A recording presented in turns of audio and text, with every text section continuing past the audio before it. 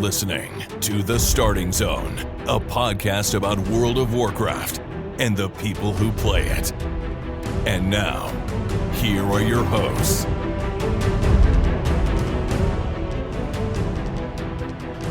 Well, hello and welcome to The Starting Zone, the podcast about World of Warcraft, the people who play it. Today is October 5th, 2025, and my name is Spencer Downey. Thank you so much for listening and subscribing to the podcast. I'm joined, as always, by my co-host, Jason Lucas. Jason, how are you doing on this fine Sunday? Spencer, hello. I'm doing great.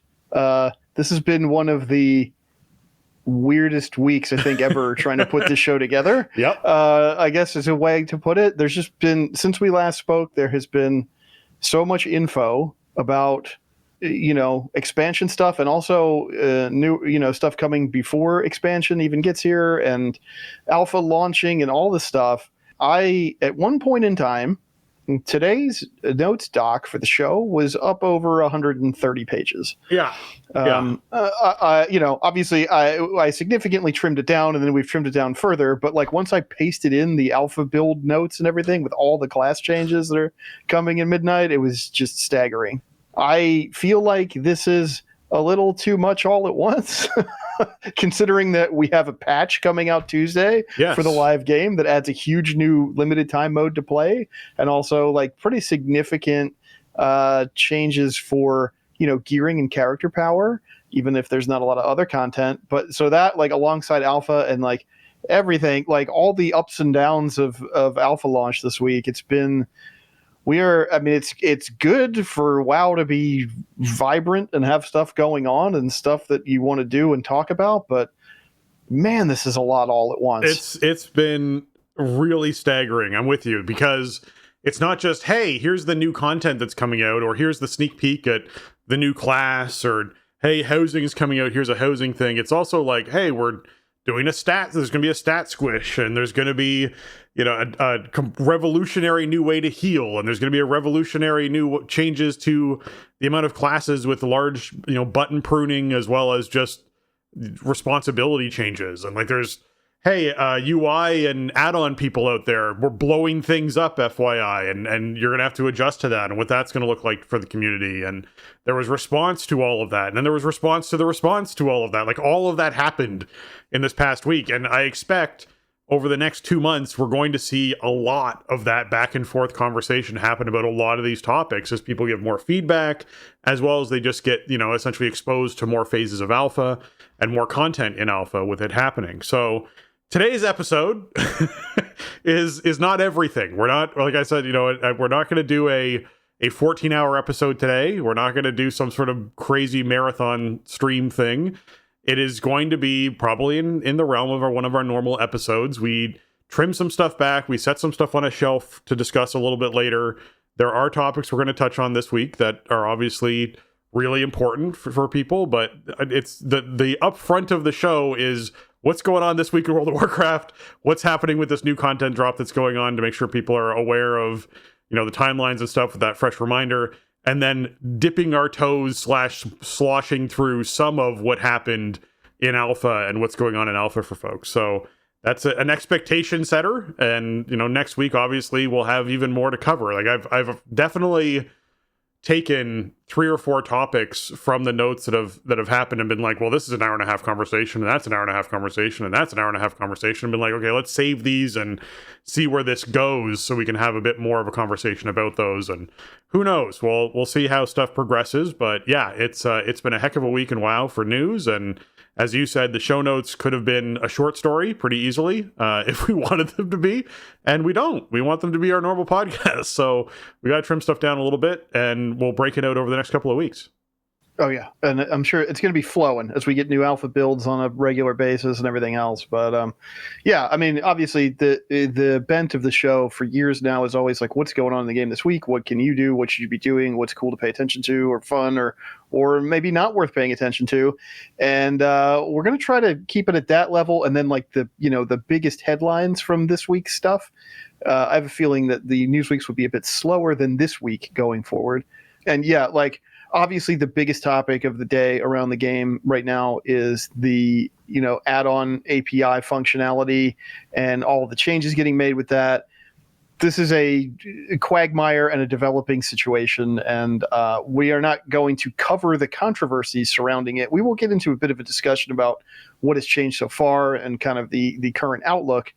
But yeah, we're going to recap the swirling drama around I don't know, add-on or class streamlining doomerism or whatever. It's not what we do here, and I don't really want to talk about that because there's much more interesting and exciting stuff I think to get into this week. Yeah, and I will openly talk about how important add-ons are to the game and important to accessibility and important to all those things. Like, I fully register that is where this conversation is coming from, and that's where a lot of that passion is coming from. It's just so early in the process that we'll talk about where we're at now and why we think we're at that point at this stage. But yeah, we're not gonna get into a 2-hour conversation about add-ons and the importance of add-ons, what's happening with add-ons.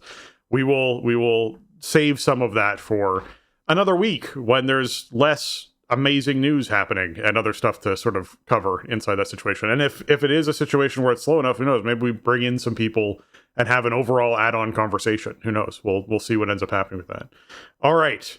But this past week in World of Warcraft, okay, so I was out for Raid because we were extending. So I did some Mythic Plus and had some fun doing that on Sunday, Monday night. And our Raid team progressed on Nexus King to where'd they get to? I think about 24% in the last phase, which is pretty great. So that's like equivalent. That's like, hey, we're getting 10% wipes is what that kind of is, right? So I would say that we're close. Like this week we'd be expecting a kill. We are in that weird time period where people start vanishing for little periods of time. And so having the same consistent group's really hard. And it's a fight where consistency is very important because you have to make it cleanly through phase 1 to get to the intermission, and the intermission goes much smoother with everyone alive. And then when you get to the last phase, having people who have actually done the star killer things with bouncing the stars around is important, and know where they need to run with things to drop them, and like all that's really important. So every time you bring in new people, there's a learning setback that can happen. So it's trying to mitigate that as best as possible. So I do know that tonight I am expected to be in. And I think I'm in healing, or I was in DPSing the last time I was in. And that is because one of our healers is expected to be out. And so it's one of those like, okay, I'm coming in. I'm now 170 pulls behind the rest of the group on this boss. So I need to be sure that I'm as prepared as possible to reduce the amount that I'm causing problems and setbacks for the raid team. So that's the onus that's on me coming into that position for the one night. And clearly if it doesn't happen to die tonight, which I hope it does because it'd be great to be in there for the kill, then tomorrow night when that person's back, hopefully that falls over then and we can start working on Dimensius and getting that all happening, because then we move towards hitting farm. And obviously with Turbo Boost kicking off this week, we will see some power increases, although I expect very little power increase to happen this week. Actually, there's a power loss depending on who's still using their special belt or not, their delving belt or not. So we'll have to see how that all plays out. But on the 21st, we're expecting actual character power increases, so we'll get to see that at least. But yeah, that's been my week in WoW, was just doing some Mythic Plus on Monday, Tuesday, and then some alpha play around. I did a little bit of alpha impression there, which really was housing based for me because that's what I wanted to play around with. So the housing system is like everything that I wanted it to be so far based off what I've seen. And the fact that it has features in it that I don't find inside other builders very often, like the whole dying system is wonderful by comparison to a lot of the other building games that I have out that I've played out there. The fact that I can like put down a fireplace and then have 21 different colorations I can attach to a fireplace is not something you come across. Typically it's like, hey, here's curtains, and curtains will have 6 different choices. And here's, a carpet, and the carpet will have 7 different options. Whereas inside this case, it's, no, you can like put down chairs and have chairs be 21 different colors, and have tables be 21 different colors, and have fireplaces be 21 different. You're like, this is great. So that's super exciting to me. So I'm thrilled with what they've been doing so far in housing.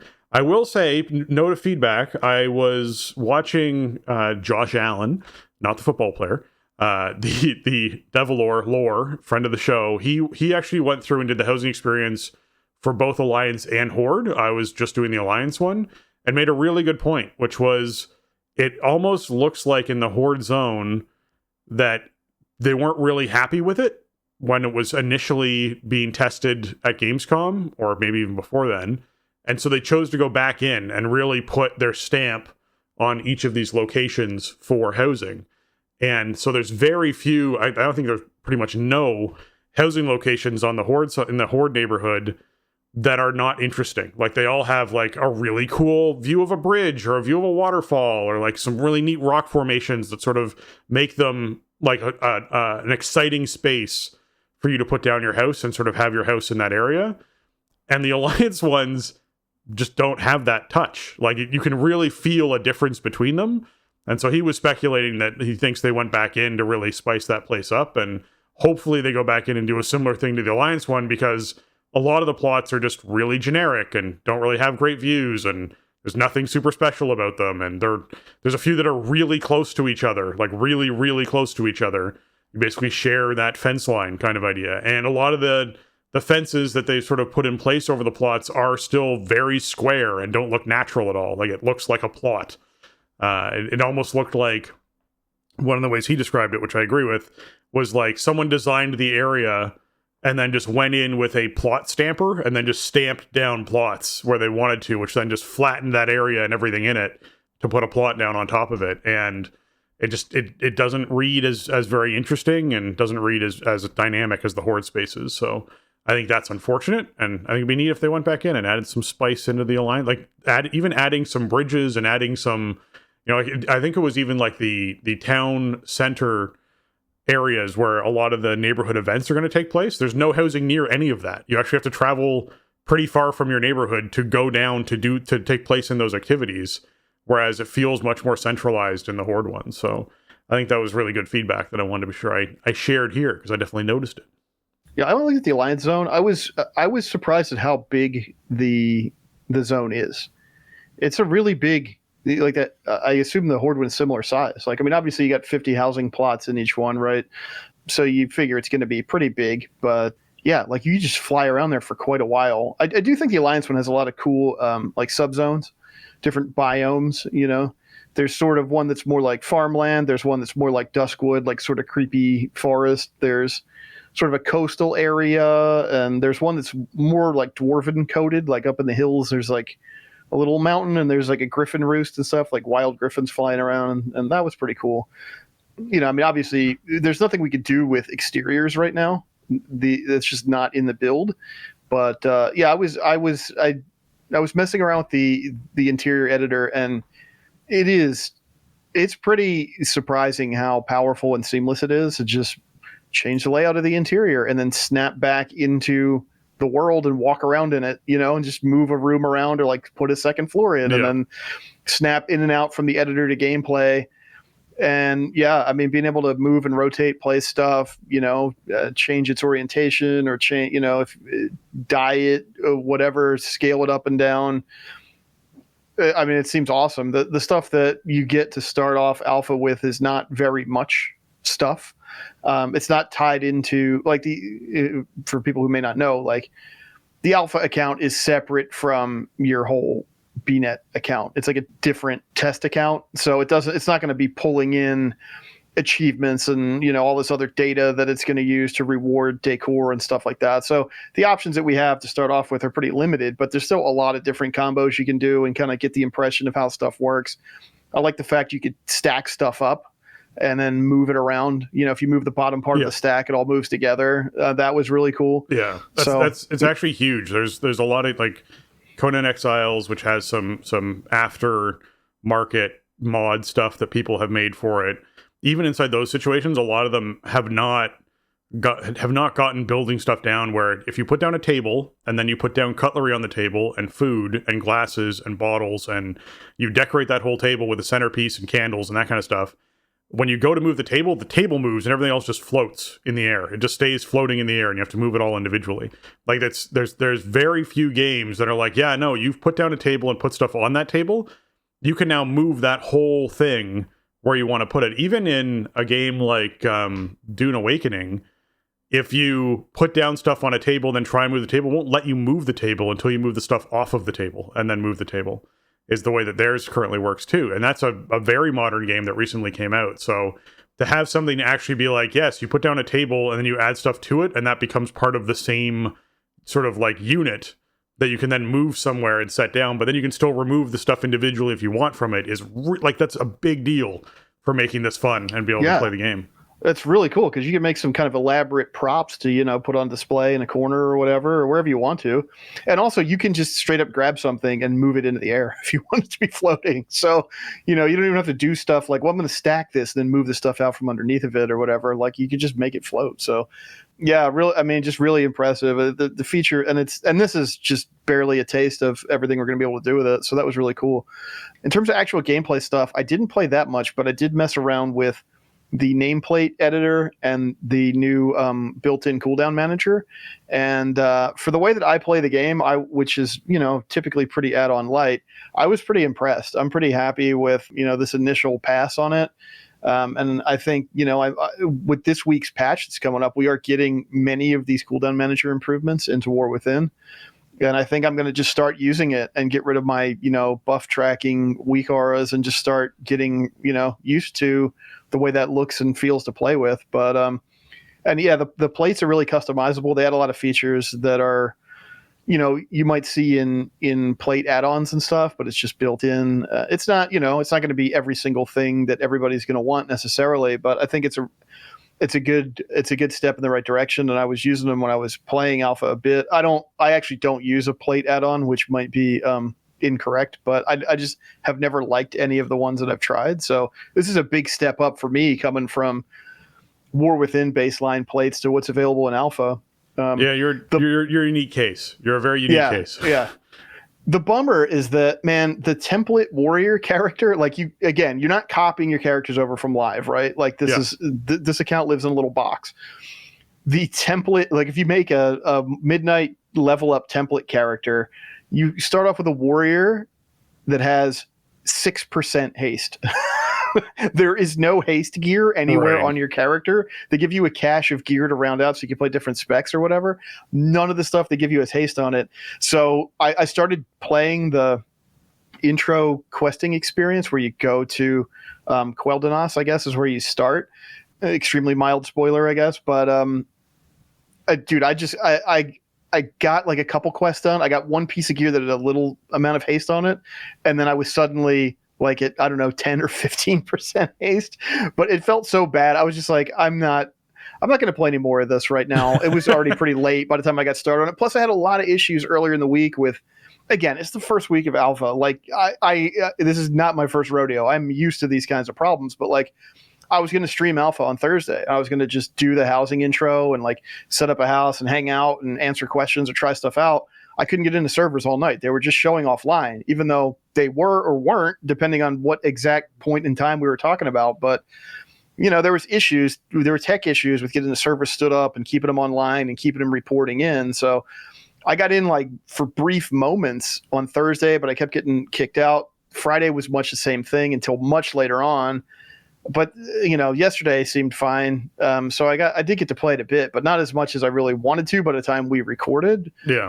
Because I don't have much of a take on like what we're actually playing, but also like I'll probably just be dinking around doing quests and maybe some delves. I don't think I'll be doing dungeons and stuff like that. I don't think that's not, I don't have kind of the time to get involved in doing that kind of stuff because there's so much there's things I want to do in live. Legion Remix is coming out in 2 days. I'm gonna be playing Midnight. I super appreciate being on the initial wave for alpha access, and like I will be dinking around, but I'm not living in there testing it and doing stuff. But that was my kind of initial reaction to it. Yeah, no, I totally get that being the first impression, especially I was around for the Thursday weirdness of like, if you started making a character and you'd gotten to that character create screen, then you were fine. You could actually make a character, and despite the fact that everywhere else it looked like servers were offline, even if you clicked on realms, it would look like servers are offline, you could click play and it would log you into something. And I was like, all right, I don't know what this does. But then you're like, just don't log out, I guess. And so there's a lot of people just like, just don't log out. Like, it was just, yeah. If it was defaulting you to the character creation screen, you were fine. You were fine. If you had an existing character, you were not fine. Yeah, it was a very weird system and problems they're running into. But as you said, it's alpha, and we anticipate and expect these things, so it's not too surprising that happened. But is there any live WoW stuff you want to chat about before we dive into this week? Yeah, I mean, when we spoke last, I was like, man, I hope I can get a roster together for Mythic tonight. We ended up doing that last week. We had like basically a full night to pull Mythic Loom, but we never got out of phase 1, just kind of learning the dance. Because of various reasons, just signups and the attendance issues we've been having, and just sort of some overall, I don't know, sentiment on the team, I made the call like, all right, let's start with Mythic. Let's just do Mythic Tuesday, Wednesday, since we know that we're going to have bodies, which I don't know if we're going to do every week, but that felt like the thing to try. For some reason, it took us a while to get back through Plexus Sentinel on Tuesday. That was a bad way to start the week. But, we did get back through, after we did that, then, I mean, Soulbinder is a much easier boss. So it didn't really cost us too much time. Had the rest of the night for Loom and then all of Wednesday for Loom. I think by the end of Tuesday, we were finally getting some phase 2s. Wednesday, we had a 9% wipe. So we're on track. Like, the core team is really locking in with the strat and the dance and communicating with each other about who needs to be doing what, which is really important on that fight. I am busy trying to line up my web beams and not kill anybody and bait things in a good spot and survive. And I don't have a lot of time or mental bandwidth to call out which team's turn it is to soak which pylon. So I kind of just encouraged everybody, like, hey, use your microphone, like talk to your partner, talk to the other group. If you just went, whatever, like, this is what it's for. It's a big coordination dance. We're using a week aura pack and we're using, raid notes and all that stuff. So all the information is there for people to use, but it's still not going to play the game for you. And also, you can't control your partner's character. So, tonight we're going to raid, and what I want to do is start with Heroic Skip and just kill the last 2 bosses, get people in on mains and just blast away. And then, if people want to swap around or whatever, we can just kind of chill and clear back through Heroic. And if we have any time left, then, maybe we can get some more Lumathor pulls in. Next week, it's going to be the thing of, well, we're in line for another 3% damage and healing with the Renown. So do we clear first, or do we clear up until we have our new rep rank and then go back and do Loom and then clean up Heroic later? So that'll be a conversation for, tomorrow or Tuesday. But feeling good. I mean, Raid's been feeling a little bit bad just because we've been stuck, but we really needed that big win. Even without the kill, I think it was a big morale boost to see, like, hey, the process actually works. Like, keep pulling the boss, keep tackling the problem, communicate with each other, and, like, we will kill bosses. They're just not going to kill themselves if we don't log on and pull them.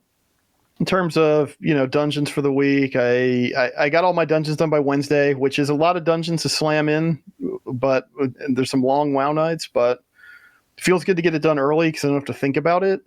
I'm up to 3047 rating, which, again, I'm not pushing rating at this point, but just knocking 13s down as they come up. I only need streets now, and I'll have 13 Resil, and then I'll just be doing 12s the whole rest of the season. Just let me get to 13 Resil and then stop doing them. Got all my delves done by like Friday on the Monk and Druid. I decided to hang up the Demon Hunter for now because it's just too much. I'll pick the Demon Hunter back up when other stuff cycles out. But yeah, it was with Alpha and with everything else. It was just doing 3 alts through a full slate of delves and key acquisition is way too much. But the Monk and Druid are all both pretty close to full hero track, even if stats aren't great. So that's good. And then Brewfest. I mean, that was the other thing, was Brewfest was keeping me super busy up through like Thursday because I did the thing I said I didn't want to do, which was get multiple tunes going, do dailies, do the intro quest, do the one-time quest. Because once I got rolling, I'm like, all right, this is actually doable if I do 2 tunes. And then I'm like, well, if I do 3 or 4 tunes, then I could do it in like a week. So I got it all done. I got my 3250 or 3200 token, whatever it is. So I got all the new stuff for 2025 from the vendors. I had gotten all the stuff from the bags from the hourly event, except for the two-hander, the Dark Iron two-hander. Xander in our Discord pointed out that, hey, this stuff doesn't bind, so you can buy and sell it on the auction house. So I just bought myself the two-hander. I sold the extra Dark Iron items I was getting to recoup some coin. And then before we started recording this morning, I queued up a Corrin. I got the Brewfest Bomber. Nice. So, which was super good luck. So that's it. All done with Brewfest for this year. Congratulations, dude. I'm not going to do anything else. Thank you. It feels nice to be done, like, basically. I mean, I was basically done an entire week in advance of the event ending, and then it's like, all right, just do Corrin every day. If I get the mount, cool. If not, see you next year. So, I mean, I really like what they did with Brewfest, and I think there's a lot of great stuff out there to get from the event. My sort of weirdo completionist holiday thing tends to kick in with the big holidays, and it's like, all right, I'm just going to spend a couple hours a day slamming this stuff until it's done. And that's what I did. Yeah, no, I mean, good on you. It's a lot of work. I have not put in that effort on that many characters. I've been doing Corrin and some things here and there and just sort of cherry picking the rewards I really kind of want and being like, there'll be more next year and there's going to be housing stuff next year and a bunch of stuff. So I'm sure it'll be, I'll be in a backlog, and I might be in a backlog for a bit, but I'm happy with where my brain is at the moment as far as time committed to WoW, and I think it's important to take note of, hey, you know what, if you don't want to go hard for a year, just don't go hard for a year. It's fine. You'll catch up. It'll be okay. As long as you have a good stall of alts, you can certainly do anything in a year, because if you're running 50 characters through Brewfest, I guarantee you could get every single reward that's ever existed if you were doing something like that. Yeah, and I've hit those years where I'm like, I'm just not doing this, and then I get behind, and then it's like, all right, this is the year I got to catch up, and then it gets even more intense than 3 or 4 characters. But yeah, I mean, Brewfest is decent, at least in the fact that there's a ton of tokens front loaded and up front from the intro quests and the annual quests. Yeah. So and now the bar tab barrels, the trick or treating, essentially. You just get a ton on a character, and then warband them into your bank and stack them all up, and off you go. So, yeah, it was very intimidating at first, but it worked out pretty well. I'm happy with it. I don't feel like I devoted too much time to it, and I still had plenty of room to breathe. Right. Yeah. All right. With that, let's hop into what's going on this week in World of Warcraft.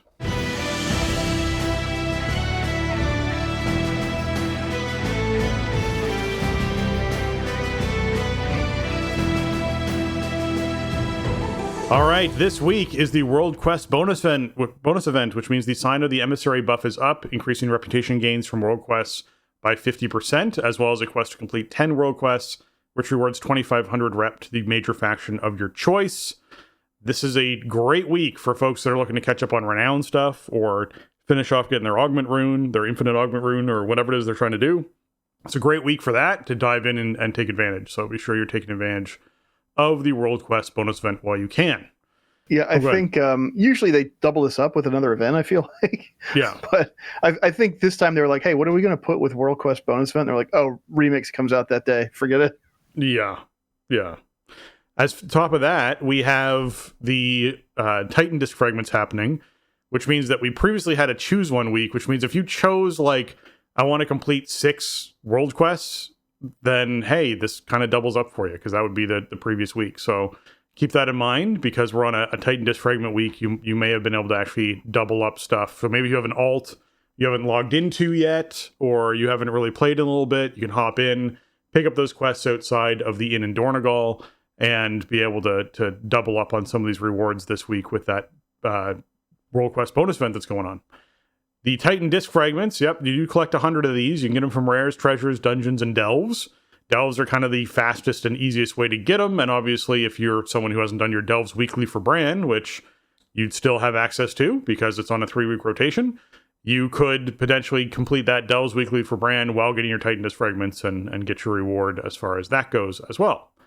The PvP brawl for the week is Gravity Lapse. That is a modified Eye of the Storm, where gravity turns off once a minute.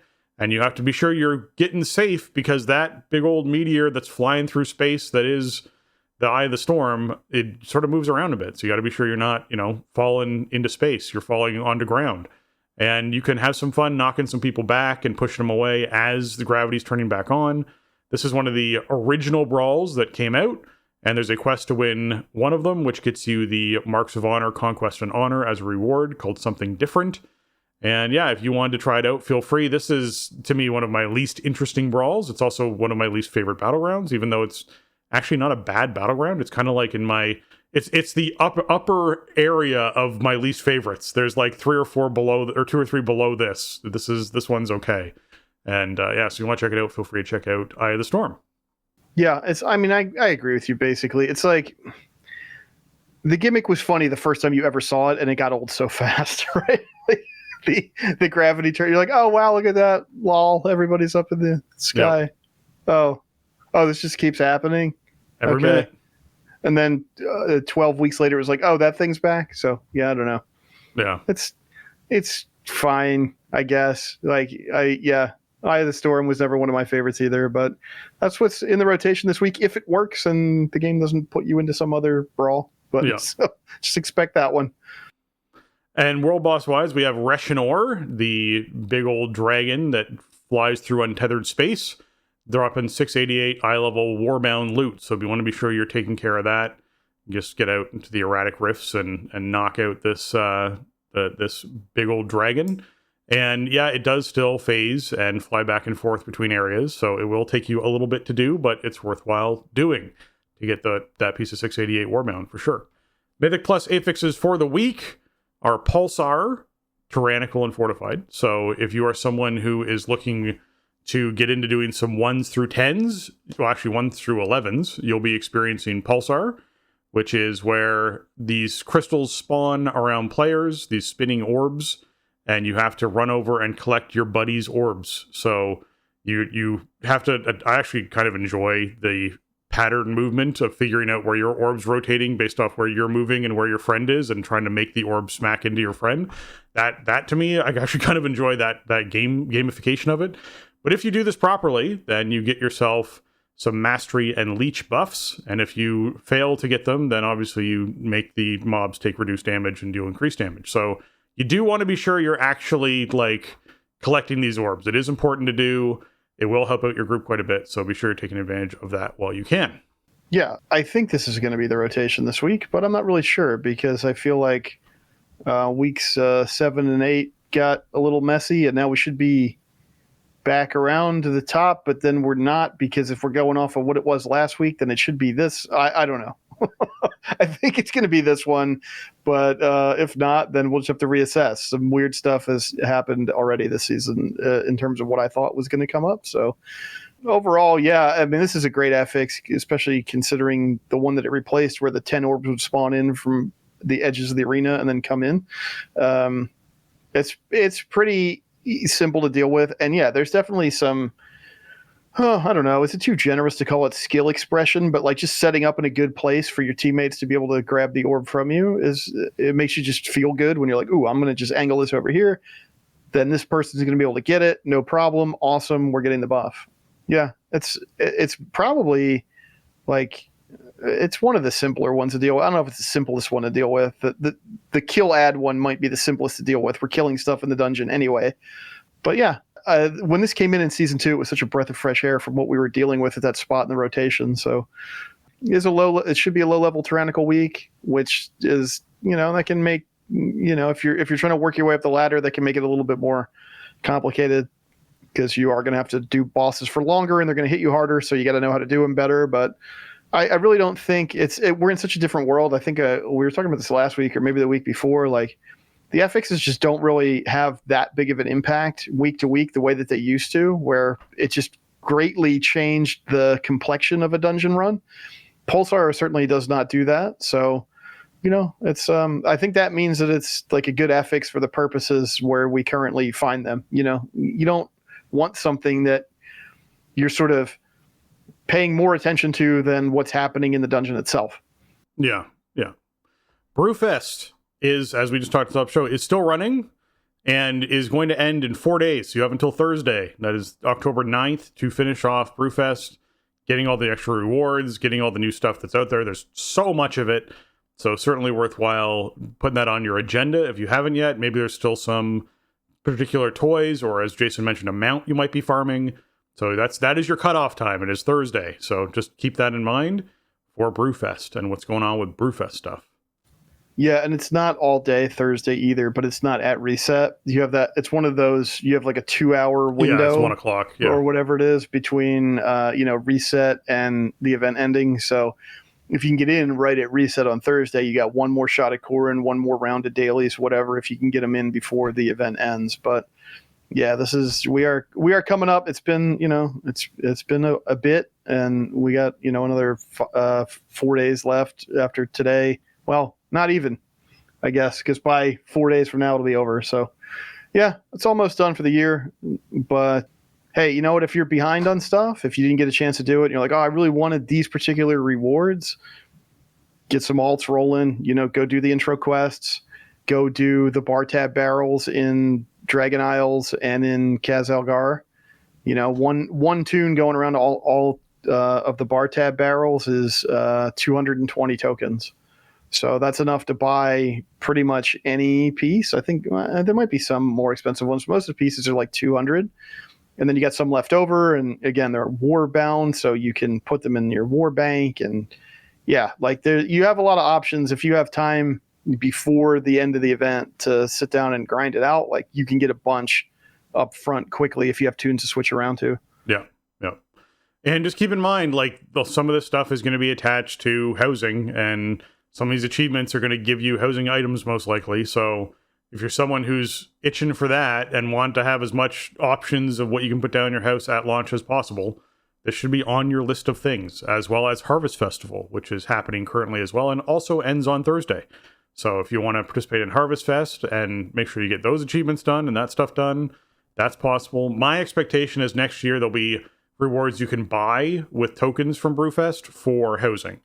But there might be something of like, take down Corn Dire Brew or whatever it is, might have a attached item. There might be like a particular shield you can hang on your wall or whatever it is that they choose to go in and put in there. So just keep that in mind of knocking out these achievements now. Might save you some time later when it comes to housing stuff that you might be looking for. Darkmoon Fair is also live because we are now on the Sunday of the first Sunday of the month, which means that we are now, it's live. It's going to be live until next Saturday on the 11th.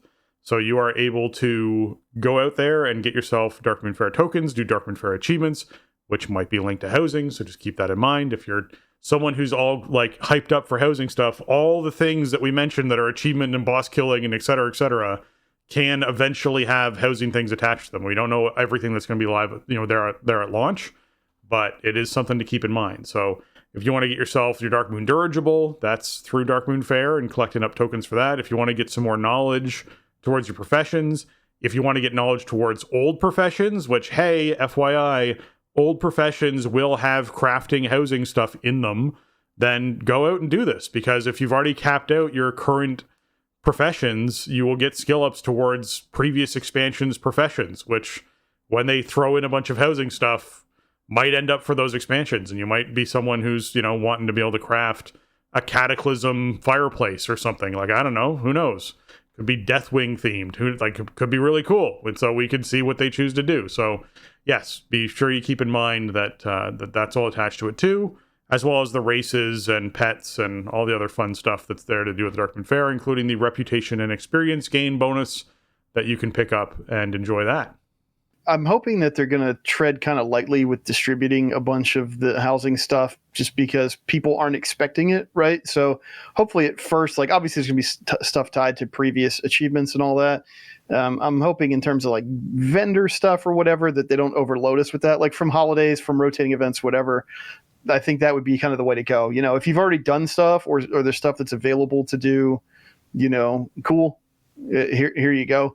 If it's, I think adding the wrinkles of, exchanging currency for some or whatever, like for the initial, I don't know, a couple months, couple patches, whatever, maybe first year or whatever of housing being in, I kind of hope they don't lean too heavily into, hey, do this event thing and load up on currency and then buy this vendor stuff. I think it would be it should be a softer landing to have it come through stuff you already did or stuff that you can just go do if you want to. So that's kind of my hope for it, in terms of that stuff. But we'll see. And I never really considered like Darkmoon Faire, for example, as like a housing sort of vector, but that could be. I could see some people getting really into that. Yeah, like I want like a Darkmoon Faire house. Like that never occurred to me until this moment. So, yeah, like that'd be pretty cool. Yeah, I want to put a little merry-go-round in my yard, or I want to have one of those animals on a spring you can sit on and rock on, or whatever. Right? Like any like those sorts of things you could totally do.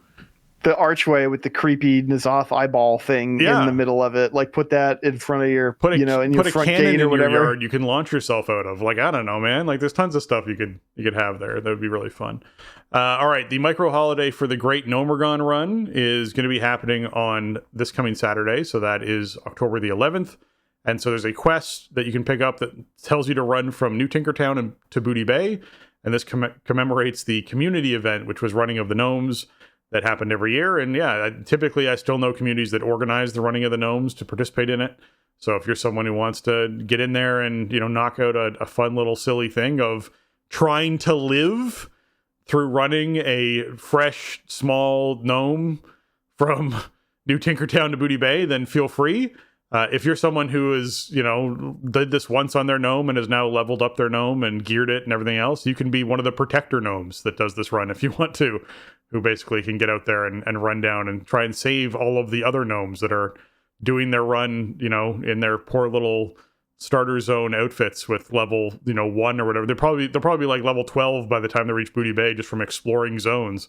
But yeah, it's an event that's taking place, so be sure you're helping out with that if you're looking to participate. The Mana 4... cool nod to the Running of the Gnomes that's been going on for many years. They put it officially in the game, I don't know, 4 or 5 years ago now. Again, like it's a micro holiday-esque type of event, right? There's nothing permanent going to get here, but it's a cool thing to do if you want to go check it out. Yeah. The Mana Forge Omega Hall of Fame is closing. It is now full up. They've actually finally gotten 200 teams to finish off Dimensius, and we are now seeing that Hall of Fame coming to a close. So for folks who have not done it yet, you have literally tomorrow to kill Dimensius, and then the Hall of Fame will close, and you won't get in the Hall of Fame. So if you're looking to get that famed Slayer of, and that is one of the titles you can grab, then you got to get that done this week, man. You get very little time left. Hopefully things align for you.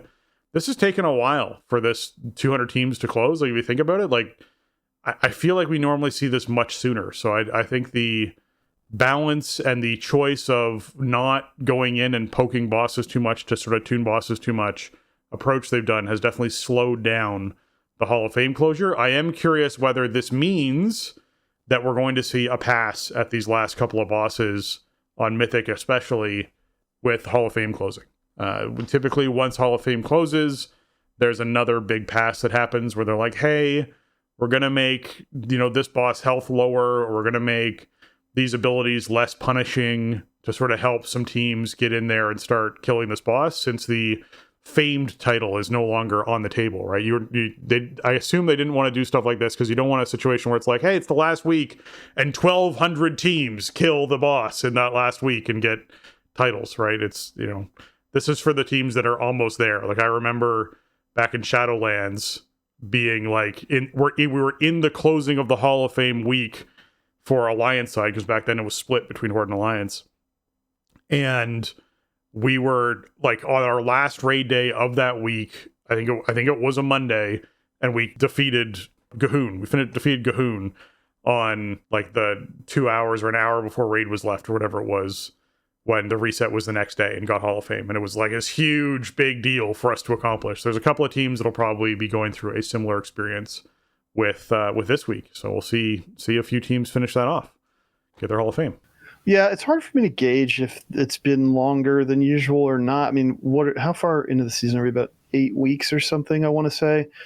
It's an 8 boss raid, and there's been tiers where we've had more bosses than that. Not lately. I think they've kind of standardized the 8 boss raid concept, but there were times where we had much larger raids, 12 bosses or whatever.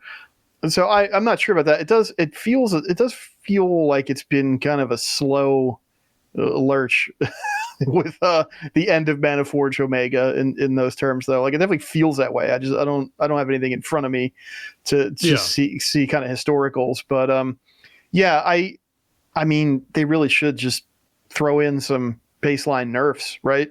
If Hall of Fame's done, why not throw everybody else a bit of a bone?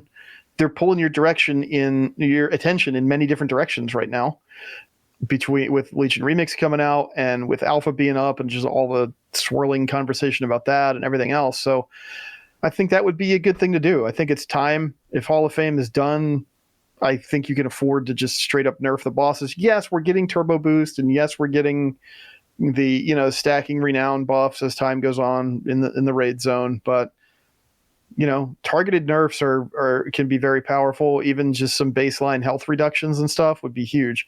So I hope we see them, because it encourages people to keep playing the game, right? Like, it puts a different set of goals in reach for teams that without the nerfs, it's okay, maybe if everybody hangs in and everybody does enough raid renown to get their 15% and everybody gets enough crests to get all that item level, then this fight's going to be so much easier, guys, I promise. That's a much harder sell than, hey, do you see they cut 11% boss health off of Lumathar? Yeah. You know what I mean? When we had a 9% wipe the other night or whatever. Just the example, like, there's a difference between these paths are available and we're actually changing the functionality of a boss or whatever. So, I think it would be great. It's been 2 months now. We're into the .5 patch. We can absorb some Mana Forge Omega nerfs, and I don't think anybody's going to feel like we got cheated out of something or there's some important reason not to do that. I think it's time. Yeah. All right, Legion Remix content update notes. So this week on Tuesday, we are getting not only Legion Remix, we're getting the Turbo Boost event in the live game. So for Legion Remix, the stuff I wanted to sort of highlight here and mention to people is this is similar to what we saw in the Miss Remix. We are going to have bronze that you can earn. They have buffed up the time-running journey bronze that you earn by a substantial amount. So all infinite research quests now give you 1,000. Emissary quests now give 4,000. Special assignment quests give 4,000. And world quests give 200. So you can now earn a lot more bronze than you previously could. There is obviously an accelerated pace from level 10 to 80 that players are going to be able to sort of power through and collect power and face epic challenges. This is for folks that want to see and experience a reimagined Legion experience at an accelerated rate with more power than they've ever seen before in that experience. So if you're looking to get into Legion Remix, I know we've talked about it on a few episodes, so I'm not going to dive super deep into it, but it is coming out. It's happening Tuesday. Be sure that you are ready and on board and happy to hop in and check that out. They did mention something in here, which is that classic players can join this by simply installing the modern World of Warcraft client and hopping in, and trial accounts can actually play up to level 20 for free before needing to subscribe in Legion Remix. So if you're like wanting to just test this out, just be like, hey, what does this feel like? Does this still feel like the old Legion I remember? Whatever it is, you haven't been subbed to WoW for a little while. You can actually make a trial account and hop into Legion Remix for the first 20 levels, which isn't going to take you long to get the first 20 levels, I'm just saying. But you can at least get that experience again and sort of see what that's going to feel like and have a peek at it if you want to. So keep that in mind.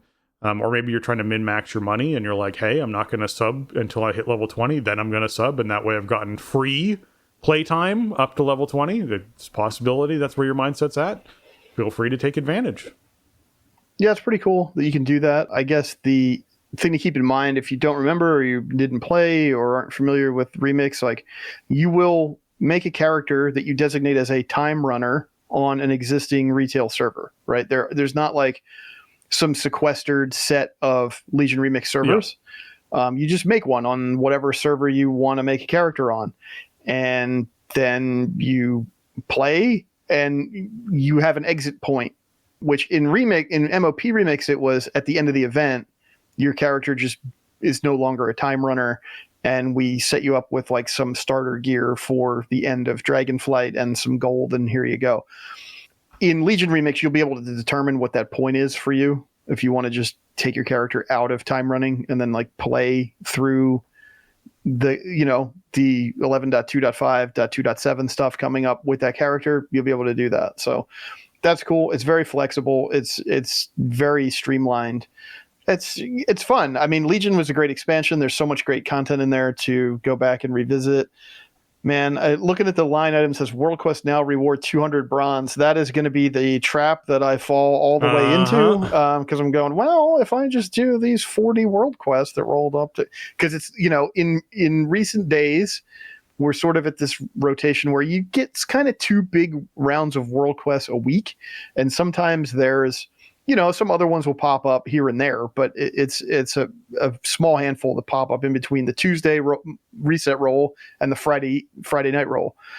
Back in Legion, now they could change this for Remix, but World Quests were one of the flashy new toys, and they rolled up like every 4 hours. There were different World Quests popping up. So I know because I was out there doing them, collecting artifact power, and in BFA too. So I look at that and go, oh boy, I'm going to have to keep it real, for myself. I can't be cycling tunes, clearing the map of the bronze World Quests every 4 hours or whatever. But there's a ton of cool stuff on offer. The mode it's designed to be fast and fun and rewarding. They've done some cool stuff with the artifact tree. Like everybody's got the same artifact tree, and you can build it out in a couple different ways, and you get some cool perks depending on what other gear you find. I think they made some interesting changes coming out of MOP Remix in terms of gearing and stuff like that I think will probably work better. But ultimately, this is also going to be a mode where you power your character up to absurd heights and you just play solo through whatever you feel like doing. I think is probably where we end up, which is it's cool in a way because you go, oh, look how broken this is. I'm so OP. Oh, look at all the stuff I collected. But to me, it also runs super counter to what an MMORPG is. The higher up you go, the less need for cooperation there is in a remix mode. And it quickly becomes just too much of a good thing, I think. So we'll see where this one lands. They are doing some stuff with this one to differentiate it from MOP Remix that might lessen the blow of some of that stuff. I'm going to be playing it, but I'm just hoping that I don't regret it the way I kind of regretted MOP Remix. Not that I regret my collection, but geez. No, you're very happy that you completed all of that. Yeah, but just thinking back on doing it, it's like I go into MOP content now and I'm like, oh yeah, which is sad because I loved MOP. Yeah, that's the difference. I still love MOP content. I still enjoy those zones. Yeah, Remix like burned it out for me, and it'll probably come back someday because I'll get far enough away from the bad feelings of Remix and just remember the good stuff. And there was good stuff about MOP Remix too, and obviously I really loved MOP. So it's just a matter of time. But I think bringing a Remix now back, 14 months later or whatever after the last one, it's like, oh, here we go. So I'll be in there, I'll be playing, I'll be grabbing power and powering up and soloing stuff hopefully soon and doing the exact thing that I'm going to complain about later. Yeah, exactly. Okay, turbo boost, right? There's a couple things I want to just mention up front for people to sort of expect timeline wise for this, because we have talked this topic to death a little bit too as well, but we want to be sure people know what they're getting. So with the release of this on Tuesday, we're having the upgrade tracks extend from 6 to 8, which means you'll be able to get those extra item levels on your gear, if that's the particular pieces you have, if you have the crest to do so. Now, there is still a crest cap in place, which means do not go spending all of your, upgrading all of your lower tier crests right now, because you will still hit your max of your quota and you won't be able to do any more crests this week. You're still better to do Mythic Plus or whatever it is you're looking to do to try and earn towards your caps, because those caps are still in place. They will not go away until the 21st of October. So this is why I sort of hinted at the top of the show, this isn't actually that much of a power increase really at all, because you still are only gaining as much as what you can spend crests on. Now, if you happen to get nothing from your vault and you're extending in raid like I am right now, at least I can sort of, take the mythic pieces I currently have and bump them up an extra, set of eye levels, an extra 6 eye levels on the mythic pieces I currently have. However, it's not going to be a massive increase on my character like we were expecting if the cap was being lifted now. So the 21st is when that really big power bump is going to come into play. Keep that in mind. The 21st is also when we see the dinars come in, so you can actually start buying stuff. So we'll get a dinar the week of the 21st, and we'll start earning towards our next dinar. So that's another thing to keep in mind. It's also when we can start earning out of running Mythic Plus and other content more catalyst charges to be able to catalyze your gear. So the 21st is when the really big spike happens. What we're getting with this initial release is the ability to upgrade our hero and myth track items an additional 6 item levels, as well as our crafted items an additional 6 item levels. That's what we're getting with this release on Tuesday. Outside of that, we're not really getting anything new for Turbo Boost, so just keep that in mind. Yeah, if you have like a piece or a couple pieces, or you saved up some crests, like you have some stuff you really want to bump up, then you can bump them up higher than the current cap as of Sunday. But yeah, without raising the caps, it's kind of awkward. Also, yeah, I don't really know why they're doing it like this. I almost feel like it would have been better off just to have it all come out on the 21st. But I'm with you. Whatever. I guess I've been in the spot the last couple weeks where I'm like, well, what do I spend my gildeds on? So I have some hanging out. So I guess it's okay, but it's going to feel really bad this week to be doing, my normal routine, and I have all of these extended tracks, and I'm crest capped, so I'm getting weathered for doing, plus 12s and 13s. And yeah, then I got to wait another 2 weeks to upgrade all that stuff. So it is what it is. It'll be great once we hit the 21st, and then, you do your weekly dungeons and you end up with a ton of gildeds, and then you're pumping stuff all the way up. Yes. And not only that, obviously with that 21st, we'll have all of the delving journey process come in. So if you aren't finished the delving journey yet, that progress will be highly accelerated. You'll earn more crests from doing that content. You'll earn more Valor Stones from doing that content. There's going to be additional sources of companion experience that are going to be added in for additional weekly sources. There's going to be untainted mana crystals you can obtain through doing delves that get you the tier 9 hero track trinkets you can buy off of vendors. Tier 9 and aboves are going to drop champion loot from the chest, so you get champion loot right away on characters. We're also seeing that disc belt, that belt that people have all been sort of equipped with, the 701 eye level belt, and that's going to get a 20% nerf to all the effects. Well, not all, but the majority of effects that you have in it. The ones that really matter: the charge bolts, charge crystal, critical chain, electrical current, spark burst, and static charge. I use spark burst. I know it's going to get 20% nerf. I've already gotten a mythic belt. I have that in the wings for one of my specs. The other spec's actually already using it because it already outperforms the disc belt that I currently have. So that's something to keep in mind. Be sure before the 21st you're getting a belt lined up to replace your disc belt with, because it will not be better than a hero tier belt once that rolls around if you're using any of those abilities that are being nerfed. So keep that in mind as well, because that's another factor that's kicking in. The cooldown manager that we've sort of seen a little preview of on alpha. We'll be getting another version of it coming into the game, which will allow you to, allow more ordering and hiding and unhiding of spells and buffs. I will say one of the things in alpha that I was looking for very early on, which is something that a few people have now pointed out, is there's no way to set a cooldown to only have the button appear when that ability is off cooldown and disappear when it's on. Appear when it's on cooldown and disappear when it's off cooldown. You can't. There's a lot of on-offs that they don't have set right now. So all your abilities show all of the time in the cooldown manager, and when you press them, that puts a timer up on them, and you can sort of see what's happening with them. I want the ability to be like, when this is on cooldown, hide it, or when this isn't on cooldown, show it, or whatever it is, to be able to have buttons appear on my screen as things are coming off cooldown, or have abilities appear on my screen when they're on cooldown so I can see when the next time I can press it is. Those sorts of options are important things to have, as opposed to just always having something on your screen, because it's much more noticeable to me as a player when something appears than when something is just statically there and I have to keep checking it, visually to see what's going on with it.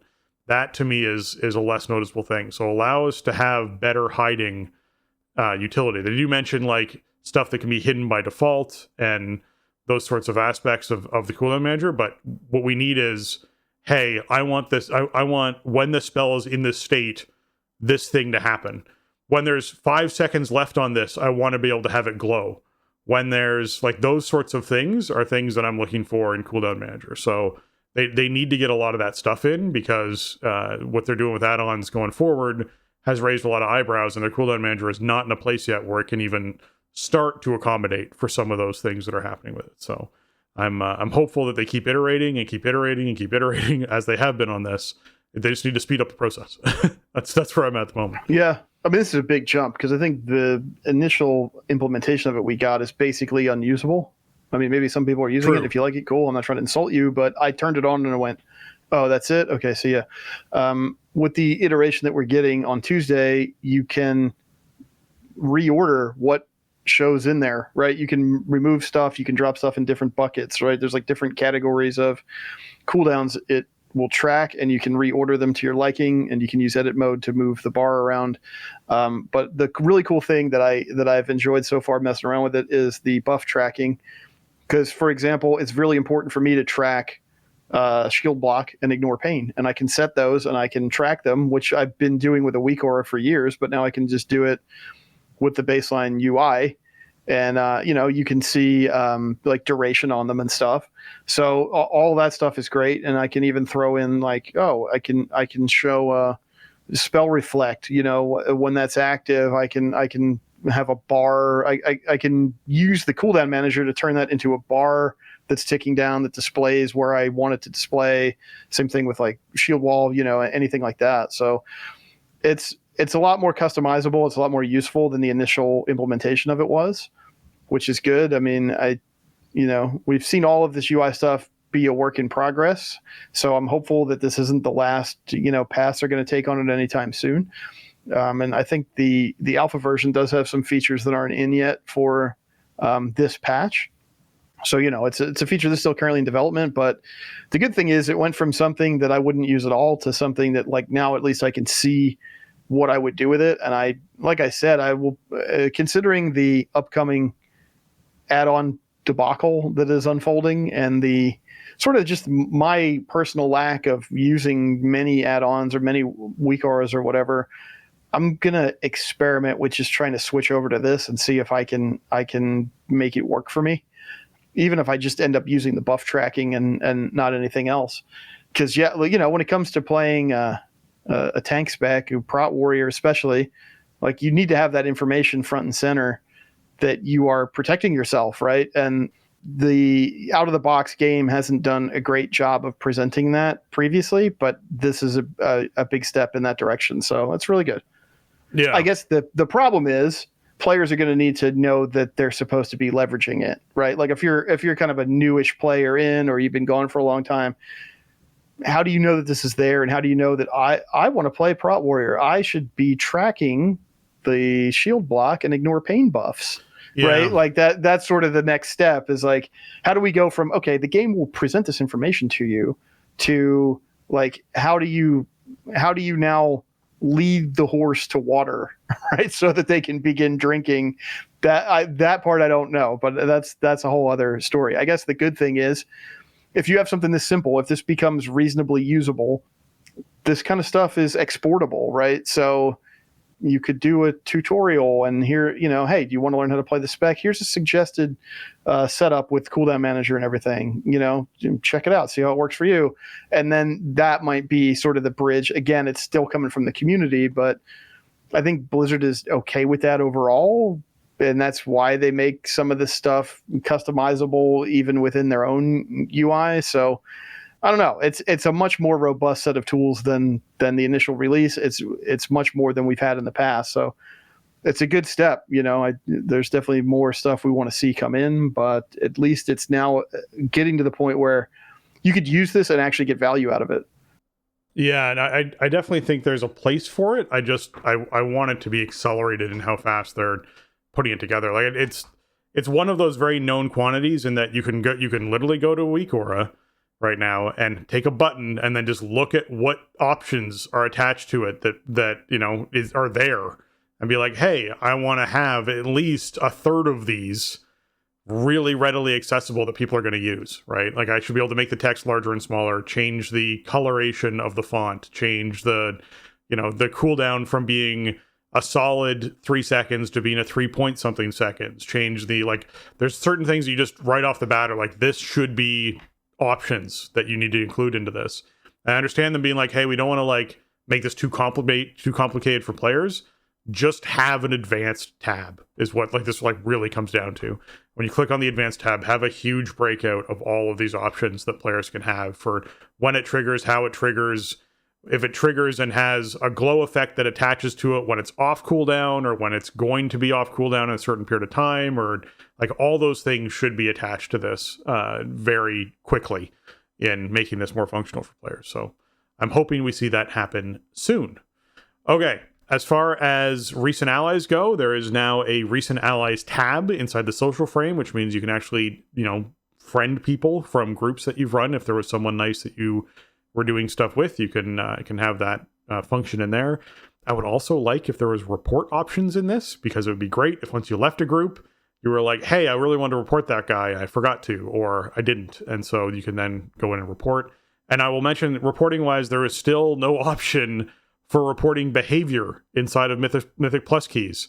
If someone puts up a, hey, I want to vote to abandon, and then just refuses to proceed when the rest of the group wants to proceed, and just decides to sit at the start of that dungeon until it comes off cooldown, they can try again for an abandon and try again for an abandon. There is no way to report that player for just conceding and giving up and essentially forcing an abandon to happen. Right? There's a reason why there's a vote in place. If you lose the vote, you should finish the key. So there needs to be an incentive to do that. And if that incentive is, hey, there's a report button that is there to actually report that sort of behavior, that needs to be in there, because there just isn't one right now. So I think that's something that needs to be added to that frame if you're going to have a system like this in place. And just in general, it's a helpful thing to be able to report player behavior as something that's going on, as opposed to the names or communication, which is the only things you can report on right now is the character's name or communication that took place. So I want behavior. Let me report behavior, because there's bad behaviors out there. Okay. The spell search bar now has a suggestion box for show assisted rotation spells, which means you can now go, hey, I want to see what's going to be inside my assisted rotation when I press this button. That will actually let you see which spells are going to be inside of that rotation for you. So you know which ones to add to your bar that you're going to have to press yourself, because they're not part of the assisted rotation. So keep that in mind. As far as groups go, with the various fixes to pre-made groups, there is now a proper way to report groups that are listed as advertising. Yes, they have report advertisement, but the issue with report advertisement is when you report a group for advertising and then you refresh the Mythic Plus pane, that group's back. So now when you do that, it shouldn't show up again. Because I have definitely had times where I basically will be like, all right, I'm looking for specifically a 10 halls because I'm trying to farm the ring or whatever it is out of there, and I will go search for 10 halls and a whole bunch of ads will pop up, and I report all of them, and then I'll hit refresh it and a bunch of ads will pop up, but fewer of them, and I'll report those, and I'll refresh it, and just a couple more of them will pop up, and I'll do those, and then I refresh, and then there's nothing. So it's like, well, I don't know what the search system is that eventually gets rid of all of them if I just keep reporting them over and over again. But if they've now made it so they will no longer appear in the list after subsequent searches, that's great. So that will save me some, brain RAM. I don't have to think about it as much. So I'm happy about that. I don't understand that either. Like I've noticed, whenever I kind of am in Group Finder for something, I get kind of inconsistent results. And that may be, part of what the behavior you're describing. So hopefully this actually just straight up works, and that after you report a group, it doesn't show anymore, because that's incredibly frustrating. So it's good. I mean, man, I don't, the whole, like this and the thing about the abandoned system, these are like social engineering problems with the Keystone Dungeon system that WoW just really hasn't been able to solve with UI elements so far. So I'm glad they're still trying. I hope these make it a bit better. I'm sure there's still going to be more work to do, but hopefully this at least streamlines like looking for a group, and you can find groups that you want instead of the ad spam. Nobody wants to comb through all that when they're trying to actually get into a key or assemble a group or whatever. Yeah, exactly. All right, Legion Remix, as we mentioned, happening this week. There are rewards attached to it. And I as far as housing goes, and I just want to mention, I'm just going to read the top part of this blog because this is what's really important here, which is that Legion Remix opens up opportunities to add a variety of new and returning items to your collection, along with new housing decor you can collect and use once housing goes live in the Midnight expansion, which is going to be December 2nd. Keep that in mind. Although they say in the Midnight expansion, which might mean this isn't December 2nd because Remix isn't over yet, so it hasn't rolled over yet. Like I don't know what they're actually doing with it. Just keep in mind, housing goes live on December 2nd. We don't know if you're going to be able to get your Legion Remix stuff then, or if you have to wait till actually Midnight is out. However, regardless of the point, to help you set your sights on items you want most, we've rounded up a complete list of how and where to get these items. It's important to note that not all items are available to collect with the launch of Legion Remix. Some will become available with release of specific content over the weeks ahead, because like they're going to be rolling out different bosses and different wings and there's phases of Legion Remix. Keep that in mind. So as far as decor goes, they put down a complete list of like the new mounts and toys and pets and all that. They say there's going to be additional copies of items you can purchase for housing stuff once you've earned certain achievements. So if you earn an achievement, you go to Demelius, and then you're able to buy the first copy of it, and you can just buy subsequent copies of it. And so that will be like, hey, if you want, 15 chairs that look like they're from a fell-infused house, then you will be able to buy 15 of these chairs or whatever it is from that particular vendor, and have those inside of your collection for your houses. So keep that in mind. Outside of that, yeah, there's going to be new armor appearances you can get, new weapon appearances you can get, new toys, pets, and mounts. And there's going to be rare toys, including the golden Hearthstone card, Lord Jaraxxus. If you're a WoW in-game Hearthstone card collector, this is something you might be interested in. Who knows? And there's plenty of stuff in there. So this is a blog post I'll throw inside the show notes if you want to actually dig into and look at, to be able to see, essentially the complete list of everything. I imagine Wowhead will probably have a really good particular layout about where these things are from, because what they have listed right now are primarily the achievement things. We know that like doing the raids, stuff in Argusian Reach, doing the Court of Ferondurus, like this stuff gets you different housing access stuff that you can buy. I will say stuff like the Fell Fountain, for example, costs 30,000 bronze. So I don't know if you can buy multiples of those, but that's a lot of bronze to spend on one thing for your house. Just keep that in mind. Same thing with the Legion's Hollow Communicator. I don't know whether or not you want to be communicating with the Legion in your home, but if you do, it's another 30,000 bronze. I don't know if you want one like in your bathroom, and one inside of your kitchen, and one inside of that you'd have with a telephone, potentially for some people back in the day when they had the corded phones, and they'd have that one rich person who has a phone in their bathroom for whatever reason. That, is something that maybe they want a hollow communicator for. Who knows? Keep that in mind. Maybe. Yeah. I told you never to call this wall like Spaceballs, right? That's right. Yeah, that's what happens if you put the Legion communicator somewhere private. This is there's a lot of cool stuff from this. I guess the good thing is you don't have to spend any bronze on this stuff because you can do the achievements, right? So, but then you have to do the achievements. So that's it's what would be great, and I doubt it's in the data for this patch. The problem is the timing just doesn't work, right? Like this is coming in before housing is in. So if you have these achievements done, cool, but you may not know, and you don't know whether you have stuff unlocked or not, and there might be something in the game that tells you that you already have this or whatever, but I kind of doubt it because the housing data is not there. So it's a little messy. There's a lot of cool stuff, but I guess the good thing is from what they're telling us, it doesn't seem like any of this stuff is Remix specific. So if you miss out on it during Legion Remix, or you don't play it, or you play it but you don't buy this stuff, then you will be able to do the achievements and unlock them that way. It's just a little awkward. It would be great if the timing would have worked out the other way around, because I was looking at this going, oh yeah, well that's a lot of bronze, but I'll be doing a lot, so I'll just buy stuff. But then I'm thinking, wait, I probably have all or most of these achievements done already. How am I going to know the difference? And then is that going to make my brain itchy when I'm looking at the vendors and figuring out how to spend my bronze, and stuff is appearing but isn't like red text or whatever? It's a little unfortunate. It is cool that they're leaning into like all of these unlockable props and stuff from Legion to put into your house. I mean, it's, if you're like, playing like a demon hunter or a warlock or something, and that's kind of how you want to go, this stuff looks awesome. It would be a really cool way to do up a house or a room or whatever. But yeah, it's a little less obvious as to how we're going to interact with it than it is the armor transmog or the weapon transmog or the mounts, the pets, the toys, like all that stuff. We know how that works. So that's all in there, and we'll either already have it or we will know that we don't have it or whatever. But yeah, tying housing into this, I didn't think that they would, but obviously it now makes sense that they are. It's just, I don't know. Having the whole list of it and the achievements and the bronze cost, but not having the logic in the game to tell you whether or not you're eligible for the housing reward already, that might be a little bit weird. Yeah, they got something for everyone in here. My personal note to anyone who's done housing before is something that's really important to me is lighting.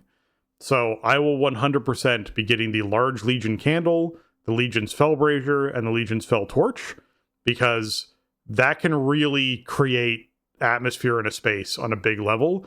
And so those things to me are like very high. There's even a small Legion candle as well. Those are things that are high on my list of I want to get these items in particular because those are things I definitely don't want to miss out on. And they're not super expensive. Like we're talking about me spending maybe 20,000 bronze to get the lighting stuff that I want to get, which is less than the Legion Holo Communicator. It is, however, the cost of 2 Legion torture racks, which I don't necessarily know why you want a torture rack inside of your house. I'm not going to judge. There's different people out there, and maybe they really want a Legion torture rack inside of their home. But yes, that is another option you can get for 10,000, and you get that for doing the heroic Broken Isles World Quests achievement. So I don't think it's too hard to earn either. Just keep that in mind. Okay, as far as the Midnight expansion information goes, this is sort of like us chipping away at that giant block of information that we got. The information wrap-up is a post they put together, and as Jason sort of went through that and the other 90-something pages of information and hemmed it down to what we got here, and then I hemmed it down further, this is what we're going to cover this. So, as I mentioned earlier, housing early access begins December 2nd. Players with the Midnight expansion can begin setting up their new homes on December 2nd. You'll be able to purchase your first home, establish your neighborhood, and begin designing your space with the use of the decor items that you have. Not all features are going to be available until the launch of Midnight, so there'll be some features that aren't available right away. As far as questing goes with Midnight, this is just a useful piece of information for everyone. You will be able to, well, everyone's going to start their journey inside Eversong Woods, first and foremost, but how you progress from there is something that's going to be up to you. So you can either take one of 3 paths. You can head to the, Zulamon troll area. You can help out with the Harandar, or you can accompany Erator. Now, keep in mind, you have to have completely finished Erator's journey, his actual thing, to unlock the new hub city that you're going to be unlocking. So if you're someone who wants to go to the new hub city and everything, you do need to have finished his campaign, which kind of to me like shifts that up my priority list of things that I want to do, because that's kind of an important thing. That's the Argentina. The Argentina is going to be the new hub city. It is built, well, here's the write-up for it. To enter, you'll need an Argentina key, and yours awaits you at the end of Erator's journey quest line. Forged from the remnants of Dalaran, it can return you to the Argentina whenever you need respite from the endless fight against Xalatath and her sleepless army. So that is the Argentina, and to me that means that as much as I really want to do Harandar first, I might do Erator first just to have that unlocked. I don't know if you need to complete all the other campaigns and then in order to complete Erator's journey, but I mean, either way, I'll probably start with Erator's journey just to make sure I get that unlocked. But keep that in mind. That's another one of those factors to have in your cap. Housing, and this is something I want to mention inside this post because we don't know how much of this is going to go live on December 2nd, but there is a chunk of this about housing, which is in Midnight, players can acquire decor in a variety of ways, whether it's from purchasing an item from a vendor, earning it an achievement, crafting it with a profession, or getting a reward from a quest line. There's multitudes of options opening the way for you to decorate your home. Once Upon a Quest is the first title of a way to earn it, which is playing through the game. You'll come across many quests that reward decorations. Most quests can be done once and only reward the decor once per account, but multiple copies of that given piece of decor are often desired. We've made sure that when decor comes from one-time sources like quests or achievements, there are avenues to get additional copies, usually from a vendor for various currencies, so you don't need to do that content again. Thank you. I do not want to have to do the same quest on 7 different alts to get 7 cups or something. That just sounds irritating to me, so I'm very happy that they're doing that. For example, Alliance players might remember the old quest, the Perenolde Tiara, which sent players from Stormwind to the ruins of Alterac in the Hillsbrad foothills. It always awarded a decent chunk of Stormwind reputation, but now will also award a Jewel Crafter's Tent. Once earned, if players want multiple copies of the Jewel Crafter's Tent, they can purchase additional copies from Stormwind in gold. On Horde side, players will be going through the storyline of the Battle for Azeroth, may remember adventuring with Vol'dun. Adventuring in Vol'dun, rescuing the Thunder Lizard Loa Akunda, who had been trapped by one of his cultists and Akunda the Exalted. After finishing this quest and clearing which is the quest clearing the fog, players will earn the decor Akunda the Tapestry, then can purchase additional copies in Zuldazar from with war resources. Oh, interesting. So you actually use up your old war resources. That's cool. Finally, in Kunlai Summit, these are just examples they're giving, players have climbed a mountain to help a seer reach the top and learn more about the late Pandaren Emperor Xiaohao. In addition to some very stylish footwear, players will now also get the Xiaohao ceremonial bell to place in their house. Afterwards, more copies can be purchased from lore walkers in Vale of Eternal Blossoms. I just had this image flash through my head of someone with 12 bells sitting inside their living room that they can bang on whenever they want to. With the midnight launch, any quests that grant decor will do so retroactively for anyone who has completed them. So keep that in mind. The other ways, as they mentioned, is achievements, reputations. So if you're looking at max notes and reputations, there will be reputation-based rewards that you can purchase. And shopping with the neighbors vendors. So the neighborhoods that you have your house in will have essentially a decorator that you can purchase things from there. And this decor is generally inexpensive and sort of gives you a quick start on your housing journey. So if you're I don't have a good bed, you'll be able to go and buy a default kind of bed from the neighborhood vendor. You also earn them from raids and bosses. So raid bosses and dungeons can also have decor assigned to them. In the case of raids, individual bosses can have decor, while in dungeons, only the final boss is going to drop decor. If a boss drops decor, it's a 100% chance to drop once per kill. So if you want multiple copies, you'll have to run it multiple times, but you won't have to hunt down the rare drop decor over many runs. Thank you again. I do not want to have to go back and run Argus over and over and over again because I want my special astral bench or something. I don't want to have to do that. So I'm very glad that if I want 5 astral benches, I can just run it 5 times and know that I'm getting 5 of them. So there might not be an astral bench. I kind of hope there is now because it sounds kind of neat to have a bench made of stars that you can have on your property. But yeah, anyways, on initial launch, most bosses won't have decor, but we'll continue to add the back catalog post launch. So let us know what you're looking for. An astral bench is one of the things. Just putting that out there. I'm just putting it. All right, making it with professions. There will be profession craftables that you are able to make.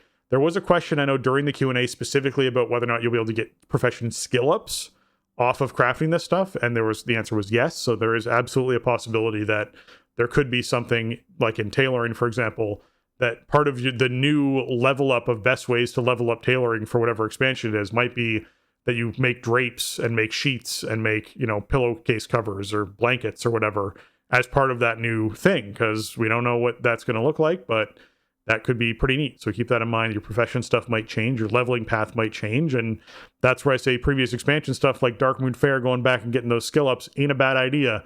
You might be able to make some stuff that you want to make as far as having your Deathwing, sort of like your Spider-Man pajamas. Maybe it'll be Deathwing pajamas that you can lay out on your bed or whatever it is you want to do. You can also get them from delves. So there'll be delves out there too that drop decorations, but they haven't really gotten into specific ones yet. They're just saying wait until launch and you'll find out more about the delve ones that can come out there. So in general, that is what we're looking at for housing stuff that I wanted to cover from the new updates of housing stuff that's coming into the game. Yeah, I mean, basically, it's sort of what we assumed or hoped, I guess, and it's sort of what they've alluded to in the past, but this is much more kind of laid out, like how these sources work. And the idea is you can get housing rewards from doing more or less anything in the game, right? Like they come from all these different sources. I think the idea is good of like, okay, you have access to this piece, you get one because you have earned access to it or whatever, and now you can get copies via some relatively simple means, right? Whether it's just straight up coin, or you have to go get some resource from a particular expansion and then trade it in for that, stuff like that. It sounds reasonable. I think the idea of stashing some kind of like rare drop decor item on a raid boss at a 0.01% drop chance would just be horrible. Like it just kind of goes against the point of the system, right? Like we have talked in the past a lot about prestige, right, in World of Warcraft, and what is important when it comes to aspirational activities or rewards, or like wanting players to be able to distinguish themselves based on stuff that they've done or accomplished in the game. I don't think housing fits into that like space at all. I don't think you want to have prestige housing items. I don't think that you want to stash them behind difficult to obtain achievements or anything like that. Maybe time consuming ones, but not things that require a high level of play. I want to clarify one thing, because I get where you're going with this, and I get where people might push back. I just want to clarify one thing, which is I think it's important to have trophy items for your housing, but the reason why it's important to have them isn't, hey, I want to show these off to people who come into my house. It's, I want to remember these important experiences my character and I have had over the years. So it's more about remembering the memory of it than it is about, hey, I want to flex, I think, in my opinion, when it comes to housing items. I think when you're out in the world where everyone can kind of see you and you're traveling to public spaces regularly, that's more about having the items you quote unquote want to flex. I have my Zulian Tiger. Check it out. I was around and managed to get this thing back in the day. And or I have my Amani Warbear, the original one. You can't get this now. Haha. Like that kind of thing happens with those very public spaces. Your home isn't a really public space. So it would be weird to like go into your house and be like, I'm just going to bring people, random strangers into my home to flex on them with what I have inside of my house. That seems really strange to me, versus being like, no, I want to have these items that are there as trophies that I'm like, I remember when I did that and that was really cool. And I remember when I did that and that was really cool. I think that's more what we're getting at. Well, it's what I'm getting at with that. Yeah, and I think you don't need to tie that stuff to like, okay, if you're not a raider or something, then maybe you don't get the stuff for killing that raid boss until farther down the line, right? Because a heroic raider is going to get AOTC, and then maybe there's some kind of housing thing tied to that, or for killing the heroic boss or whatever. Zalatas feet mounted on a panel. Yeah, right. Exactly. They give the example about, having done, 25 player Onyxia, and that's how you unlock the head. And then you can buy copies of the head from the goblin vendor. Cool. Like that stuff like that is great. So I would imagine that there'll be stuff like that is tied to, new and upcoming raid instances that some players won't have access to until they outlevel them, and then they get rolled into legacy content. But I think it's okay.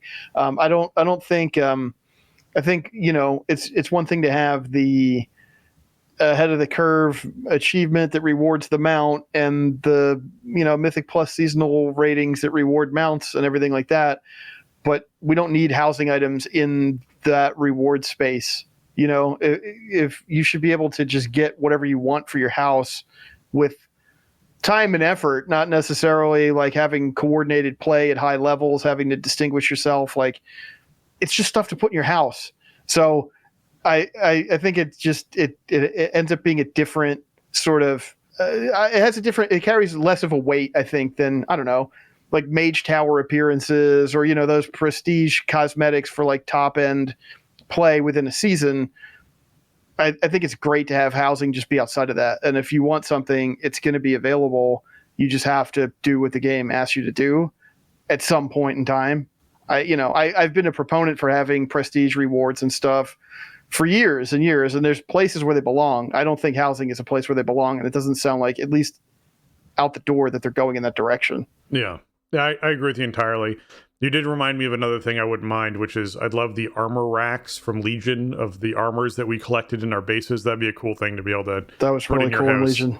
When you, I love that. Collect those armor sets. Being able to show off armor sets. Well, hey, they're adding they're adding feats of strength around having collected 4 sets. Maybe there's some kind of hooks they could put in where it's like, okay, in your wardrobe collection, if you have these full sets, then maybe they can put in some kind of armor rack or like a mannequin or something you can hang it on and show off. Hang on. Yeah, that'd be so cool, especially for like warrior mains. Make like a hallway with all your armor sets. Oh, yeah. Like that'd be awesome. Yeah, be like a bat cave thing. Absolutely. Yeah, like, I'm with you. Yeah, that'd be really cool. Yeah, and we have the trading post mannequins and all that, right? So I don't know. Maybe there's some way they could hook that all in and make that happen. I think that would be something people would really get into, I think. I agree. I'm with you entirely on that. All right. The Journeys user interface that's coming in.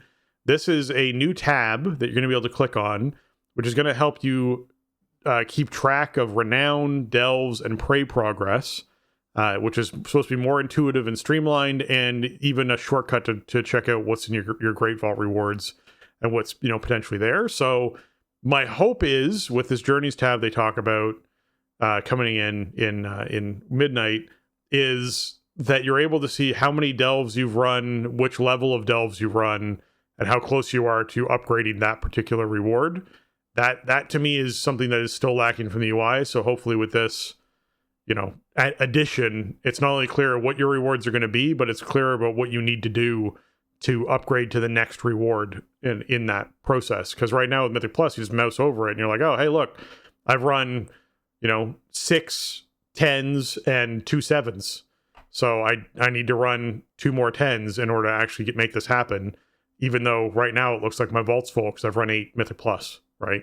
And it's just really easy to tell what that's going to be. So they don't have that right now for that one row, that outdoor world row. And so if it's a Journeys tab that they're putting in and lets you actually look at things like Delves and your Great Vault reward progress as far as Prey and everything else, that would be super helpful for differentiating how you're going to get the better reward, or what you have left to do to get the better reward. So I'm hopeful for this Journeys tab. Yeah, I think we need it, right? Especially with Prey coming in as a whole other kind of branch off of the system. It's already pretty crowded as it is in that UI that we have now. And man, I can't tell you, with the amount of characters that I've been running delves on for most of this expansion, how many times I've been like, wait, how many did I do on this character? How many do I still have to do? Well, I have this many keys left, so that must mean this, or like, what's bountiful today, whatever. And because when you mouse over the row, it's just like, well, you have 3 rewards because you did all these world events to do. You got to do the world events to get the keys.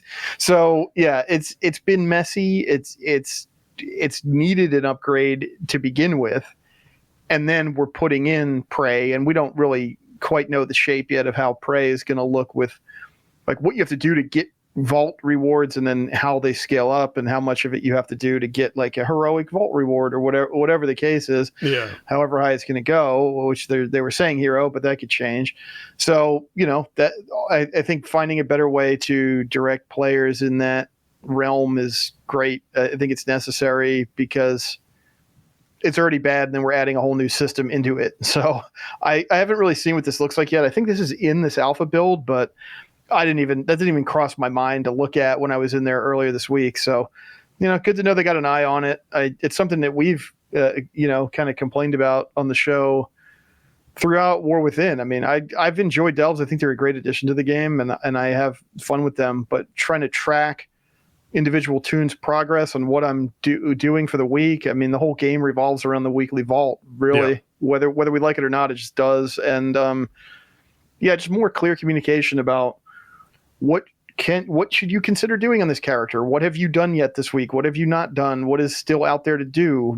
These kinds of things are really important, especially, you make it easier to play more characters, then it's more things that people forget what they were in the middle of on whatever character when they had to log off, right? So I think finding better ways to communicate that is essential as they want to keep growing this space in WoW and really kind of pushing this solo play or small group play, no real defined group size kind of stuff. I think they need it. So we'll see what this looks like, and hopefully it starts ticking some of those boxes. Yeah, I hope so. Now, new waves of alpha are happening regularly as far as more people getting invited in. And so one of the notes I wanted to highlight here from this is that with each phase of alpha, we encourage players to make a new template character and avoid using their previous characters as they could potentially be in a broken state. After making a new template character, make sure to talk to Questor Torin, and he will prepare you for any available content. So just a reminder to the folks out there who are getting alpha and who will eventually get into alpha and eventually get into beta and et cetera, et cetera.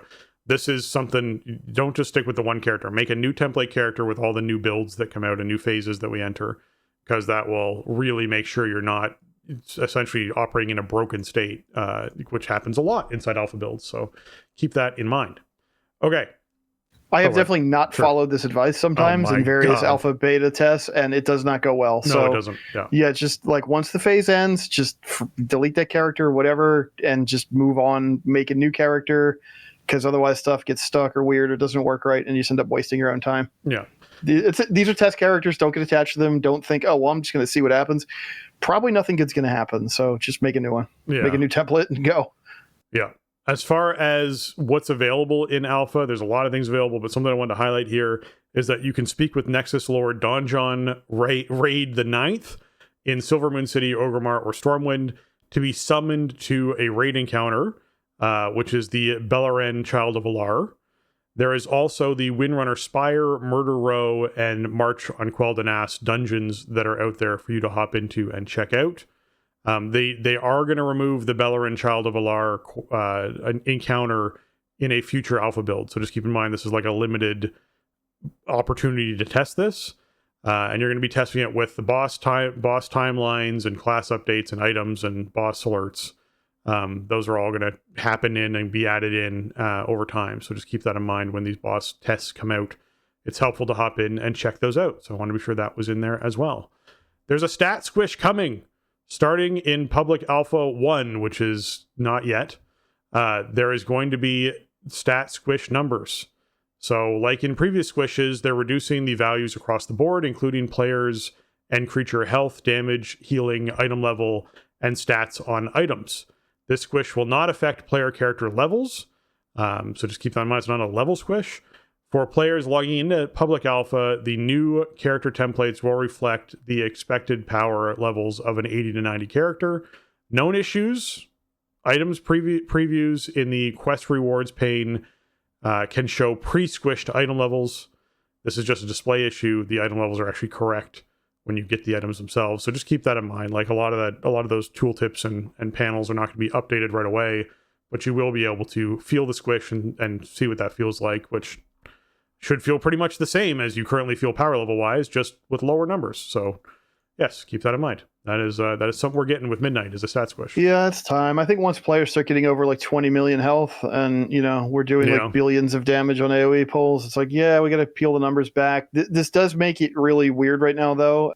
If you make a template character, you're squished, you're level 80, but your numbers are way lower. And, nothing makes any sense right now because I can't copy my character over from live.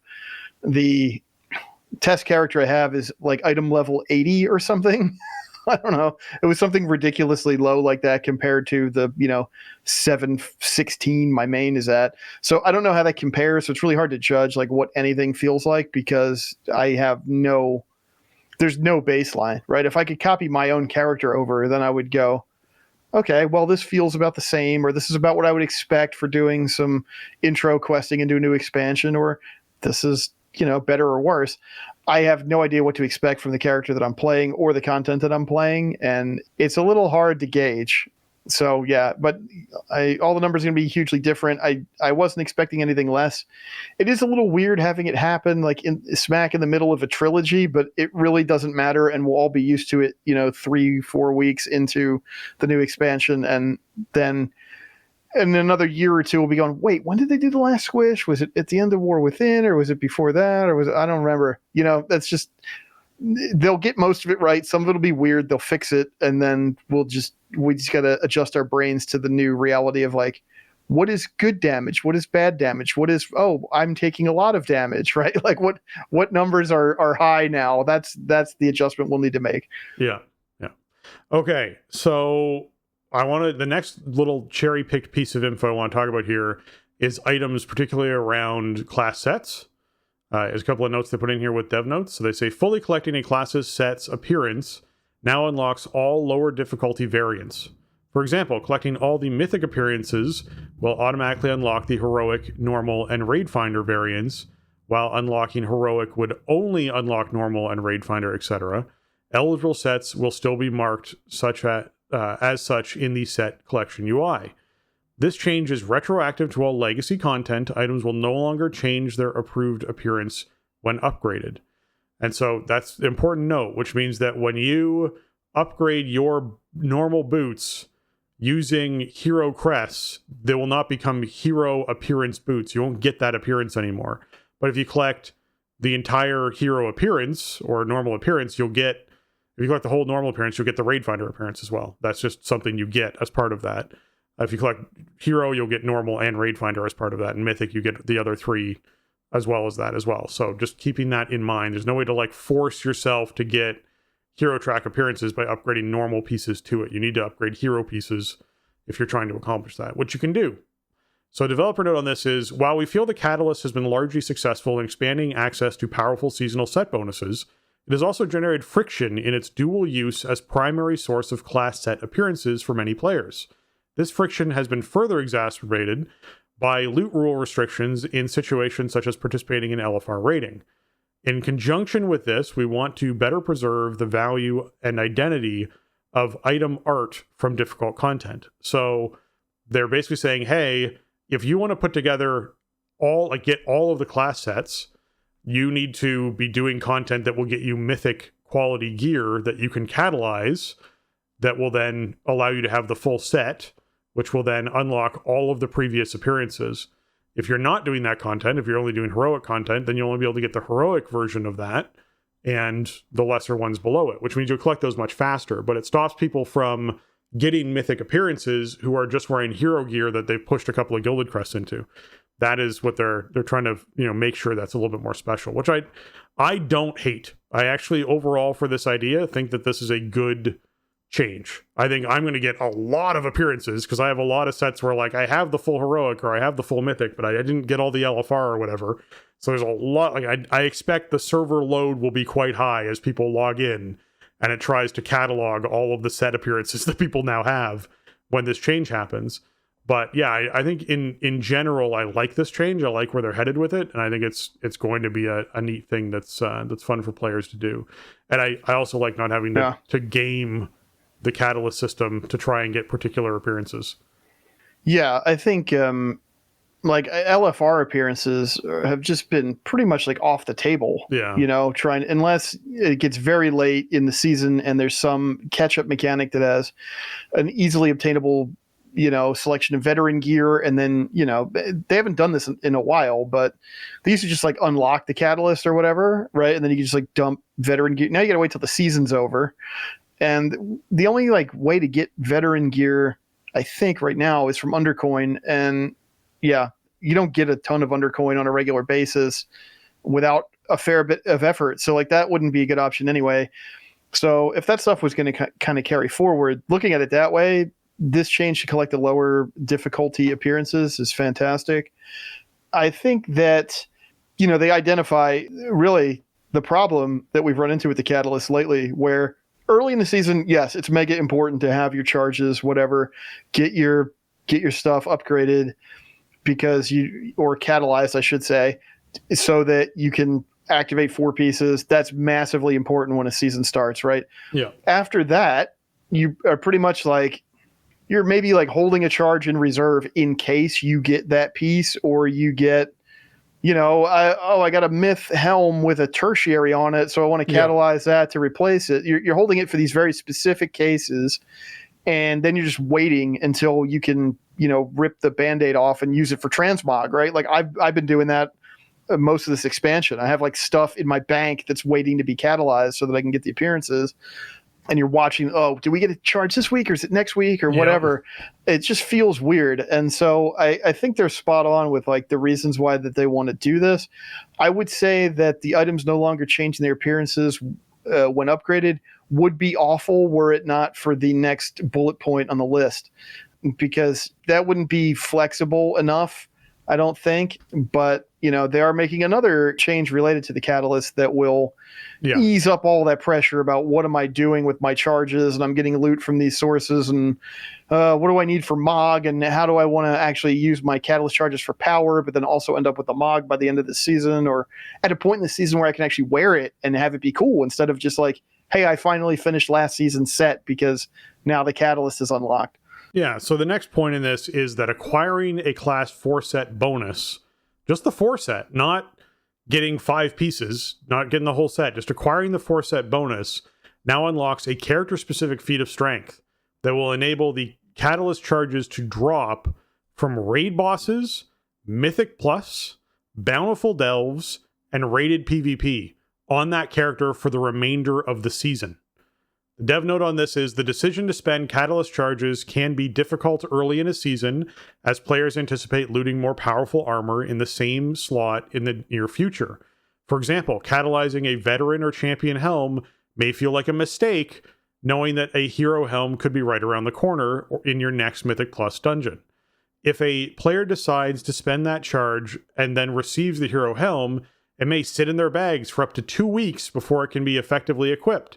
This change could empower players to chase their seasonal class their seasonal class set bonuses early on without reservation, with the knowledge that additional catalyst charges will likely be farmable for them just several weeks into a season. In addition, armor pieces with desirable secondary stats in non-set slots, such as belts, boots, should feel like a more viable option earlier in the season. I love this change. This is a wonderful change. This, because as someone who literally, like, my best in slot belt is a catalyzed belt. Can I spend a catalyst charge on a belt right now? No, I can't. Why? Because they've gone into pieces to make mythic tier, because I need mythic tier pieces. But I would have earned so many catalyst charges by now with the amount of Mythic Plus that I've been doing and rating that I've been doing, that I would have easily been able to do my belt and just had a bunch of catalyst charges left over. And it would have felt great. I'd be in a really great position as far as like, yeah, I have catalyst charges. I can catalyze whatever I want. If I get a new belt, or if I want to upgrade from a heroic one to a mythic one, or whatever it is I'm doing, I can just catalyze it freely without worrying about this very limited restricted resource. And they hit the nail right on the head with, hey, early on, you may have a veteran or champion piece that drops that you normally would be like, yeah, let's catalyze this right away. Let's get that set bonus going. But you're like, oh, but like, it's Sunday and Vault happens on Tuesday. And I don't know what's going to come out of the Vault. I guess I'll wait. So I guess I'll just put this in my bank. I'll put this piece of gear that is an upgrade for me and I should want to catalyze and use right away and be excited about. I'll put it on a shelf somewhere for a couple of days to see what comes out of that Vault. And then it becomes Tuesday and there isn't that piece out of the Vault. And you're like, well, should I catalyze this, or should I run my 8 Mythic Plus first, just to see if I get a hero piece out of those 8 Mythic Plus? Well, now it's Thursday, and you're like, well, should I wait till next week before I catalyze? Like, oh my God, just remove that pressure of limited resource with this. Let us catalyze, and this is a great way to do it. Of the moment you get your 4-piece, you get the feat of strength. That 4-piece could be, you could have a veteran piece with a mythic piece and a hero piece and a champion piece, but it makes up your 4-piece.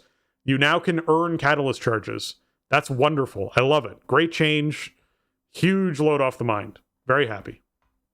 Yeah, I mean, I've definitely felt that pressure early season where it's like, well, I could activate 4-piece if I use a catalyst charge on this really bad item. This item I know I'm going to replace, a veteran item or whatever.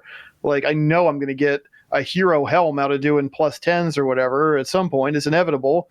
So, but 4-piece is like really good. So I don't know if it's worth it. But I got to save the catalyst charge because whatever. Now you kind of don't have to. You want to get your 4-piece just assembled and activated.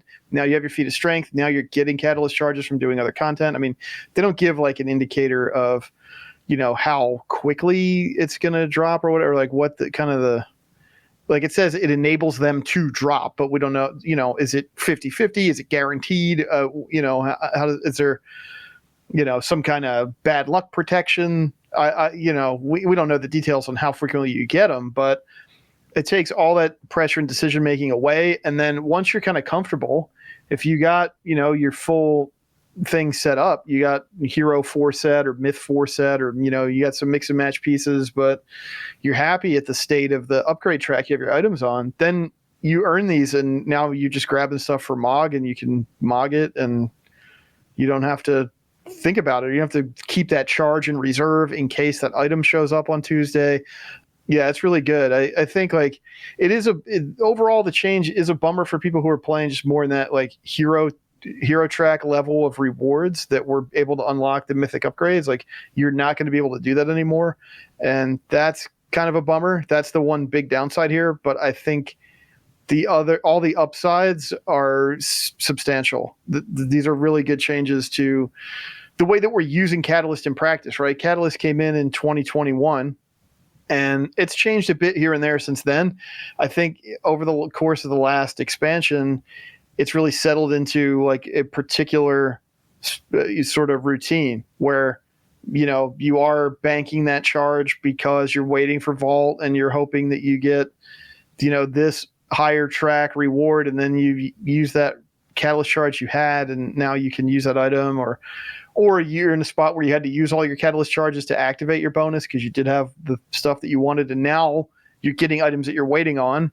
Yep. And then, basically you're holding all your Mog until very late in the season because you're waiting for the catalyst charges to come off when the season rolls over or whatever.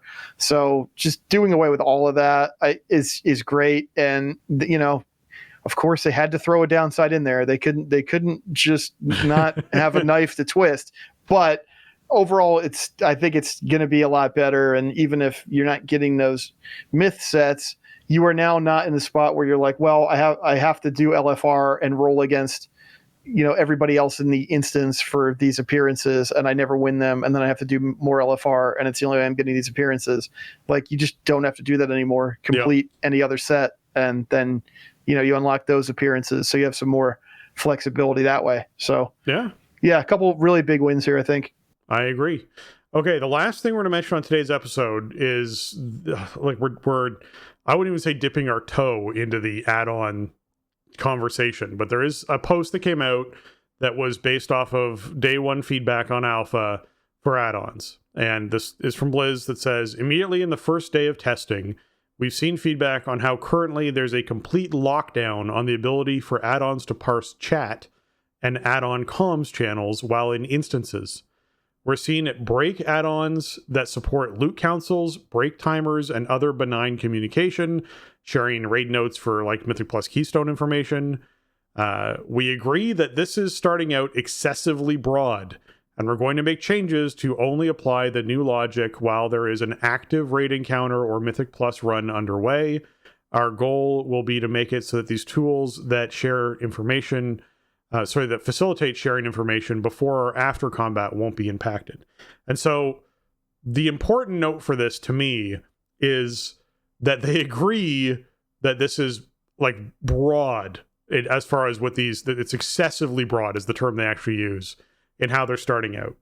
And the reason why this is important to me, and this, I don't want to get into the longer conversation, but my hope is that what we are seeing add-on wise and what we are seeing restriction wise on the UI is their wish list for where they are 6 or 7 years from now, as far as restrictions go. That they put in all of the restrictions that they want to have in place eventually someday. And they did this because it's much easier to alleviate little rules here and there and allow things to happen than it is to while basically launch with or go into this alpha with nothing being restricted, and then just slowly claw things away from creators. And so my hope is what we are seeing right now in add-ons and this overall conversation about add-ons is Blizzard put out there, this is where the restrictions are going to be 10 years from now or 6 years from now or whatever it is down the line. And that we recognize this breaks everyone's add-ons. And we are going to look at the cases where we know we have gaps. There isn't something in Blizzard UI that supports this. We think this is critically important. And we're going to open up doorways for add-ons to function in the ways that need to be fulfilled in those things from our restrictions that we can then close at a much later date once we have something in place ourselves that is going to take care of this.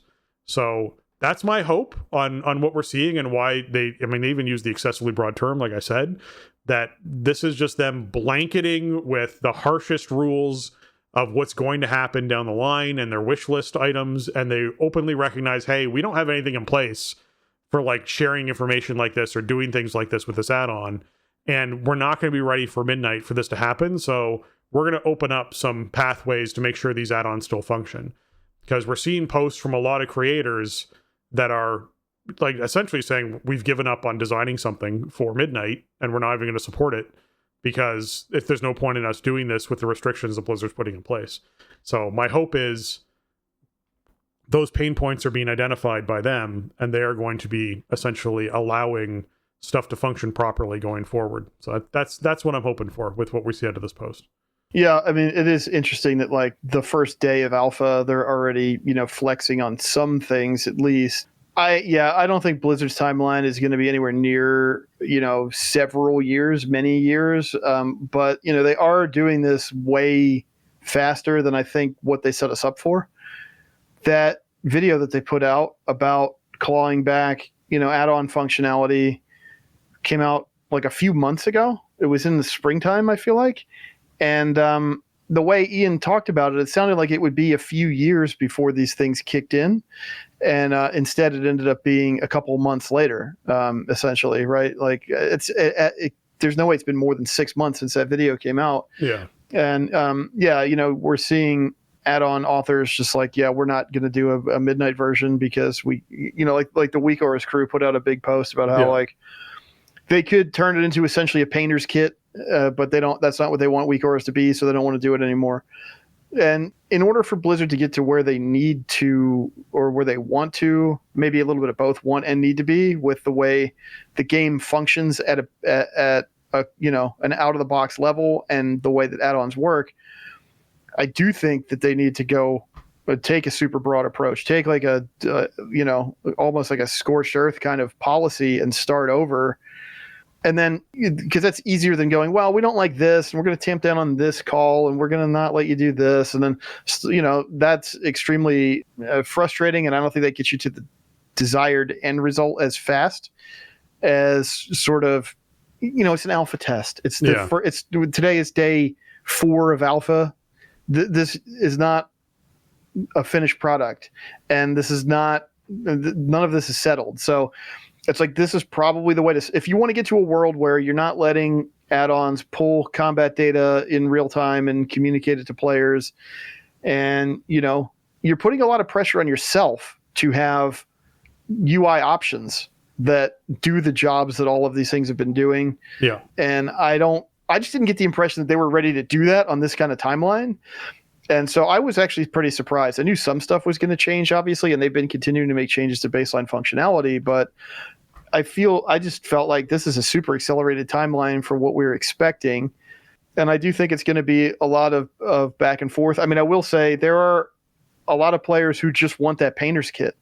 And if the Weak Auras guys aren't going to be the authors that provide that, then somebody else probably will. I did see some stuff from like from bigwigs about like using stuff with the new integrated boss timeline and having like customizability around that. I mean, I don't think that it's going to be the case that all of the stuff is going to totally go away forever, but it might require some kind of changing of the guard. The way that authors did it before, if they don't want to flex and release add-ons that fit into sort of Blizzard's vision of what add-ons do, then they're not going to. But probably somebody else will. That's sort of been that's always how it's been with WoW add-ons from day one. There's stuff that Blizzard doesn't want an add-on doing, and so an add-on goes away. And then somebody else makes a new add-on that does something similar but in a different way, and they kind of carry the torch. So it's tough. It's a tough period right now because it's sort of a growing pain that needs to happen, and it's going to be more severe, I think, for some people than others at the outset. I do think Blizzard would be smart to flex on some stuff and maybe even roll back on some of that stuff they want to do or they feel like they need to do, like widen the timeline. Because if their stuff isn't in place and ready to go and perfect, it's not going to be acceptable to a lot of players. They have to make it exactly what people want, or else what's the alternative, right? I just don't. That's kind of the way I'm looking at it. Like, I almost don't even get why even start doing some of the big restrictions if you don't have a robust suite of stuff in place in the baseline UI. Like, give people the alternative first and have proof of concept. Like, this is what we are doing. This is how we are developing this. This is how we're solving this problem. Try it. Let us know what you think. Let us know what it's lacking, right? Maybe the thought is not enough people will try it for us to get enough of the right kinds of feedback if we don't just slam the door on the combat add-ons. So, I mean, it's a tough situation. I think, we've seen that arms race just escalate over the years between encounter design and add-on design. An arms race that Blizzard at one point in time it tried to act like didn't exist. They refused to acknowledge the fact that they would develop fights knowing that people were going to need external boss mods and weak auras to solve them. They eventually sort of recanted on that. Went, well, yeah, like obviously that's what we were doing. But for a while they tried to act like that's not what they were doing. I want to live in a world where you don't need a multi-tiered weak aura suite in order to navigate a mythic boss and have your team kill it. I don't want to play fights like that. So I'm hoping they can take more of a scalpel to this eventually and like, okay, these specific things are things that add-ons are not going to do. You're going to have broad customization options for your add-on, so your UI can look like whatever you want it to look like and track whatever you want it to track about your character, right? Not about an encounter maybe.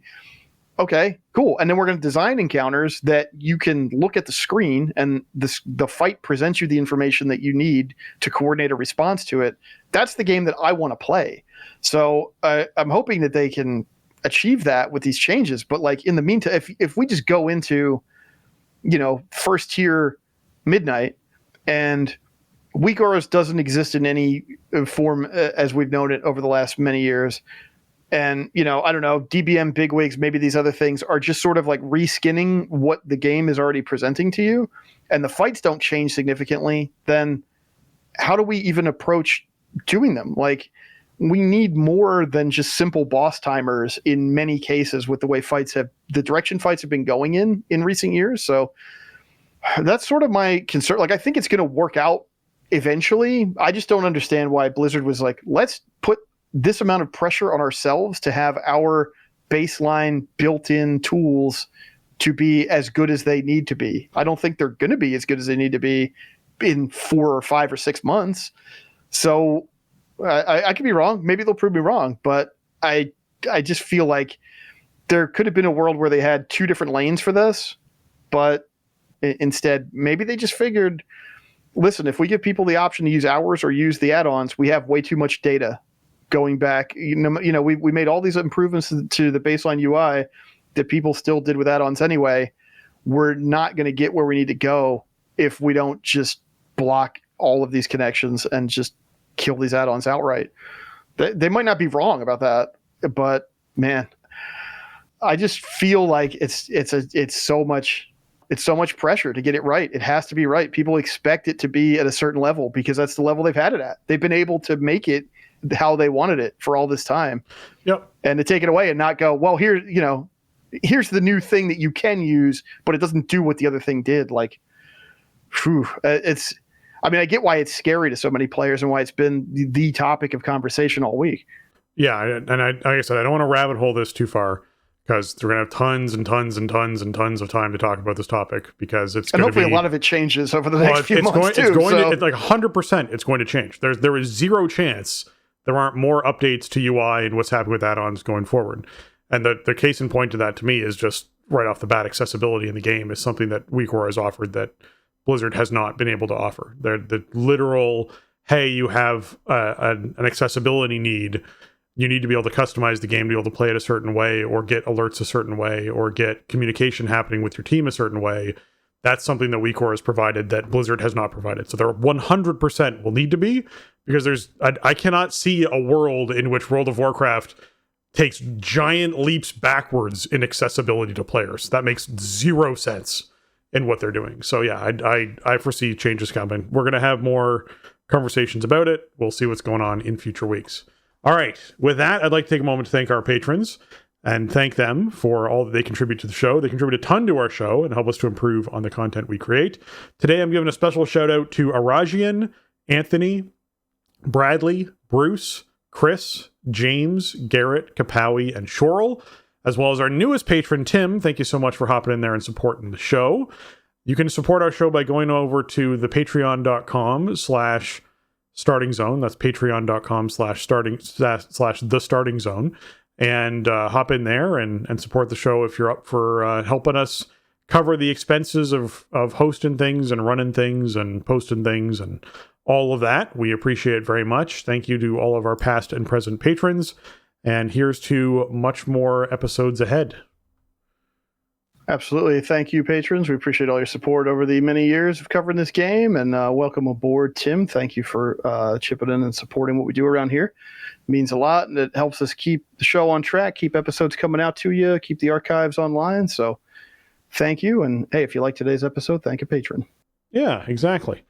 Great way to reach out to the show is by heading over to thestartingzone.com, the official email address for The Starting Zone. You can leave us your feedback or ask a question. You can also reach us at thestartingzone at gmail.com, like I said, or over thestartingzone.bsky.social, at The Starting Zone, or thestartingzone.com/discord. That's going to wrap up episode 704 of The Starting Zone. If you want to check out show notes, you can go to our website, thestartingzone.com, the official website for the Starting Zone podcast. We got show notes there, including links to the articles and things we talked about. There's going to be a lot of links in this show, so just keep that in mind. And if you want to get your hands on some TSE gear, you can go to thestartingzone.dashery.com, and you can get designs on shirts and mugs and stickers and stuff like that. And Jason, where can folks find you on the internet?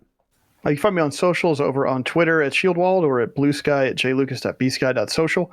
I check both sites regularly, but mostly just post stuff to Blue Sky, so come say hi in either one. You can find video channels on twitch.tv/Shieldwald and youtube.com/Shieldwald. Streams are usually Tuesday, Wednesday, and sometimes Sunday, 7:30 Eastern. Probably throw in some extra alpha streams and stuff when I have time, just to show some stuff off, or maybe, check some stuff out, let people ask questions or whatever. I was doing some YouTube streams, and then a new drop campaign started. So probably just Twitch streams for now.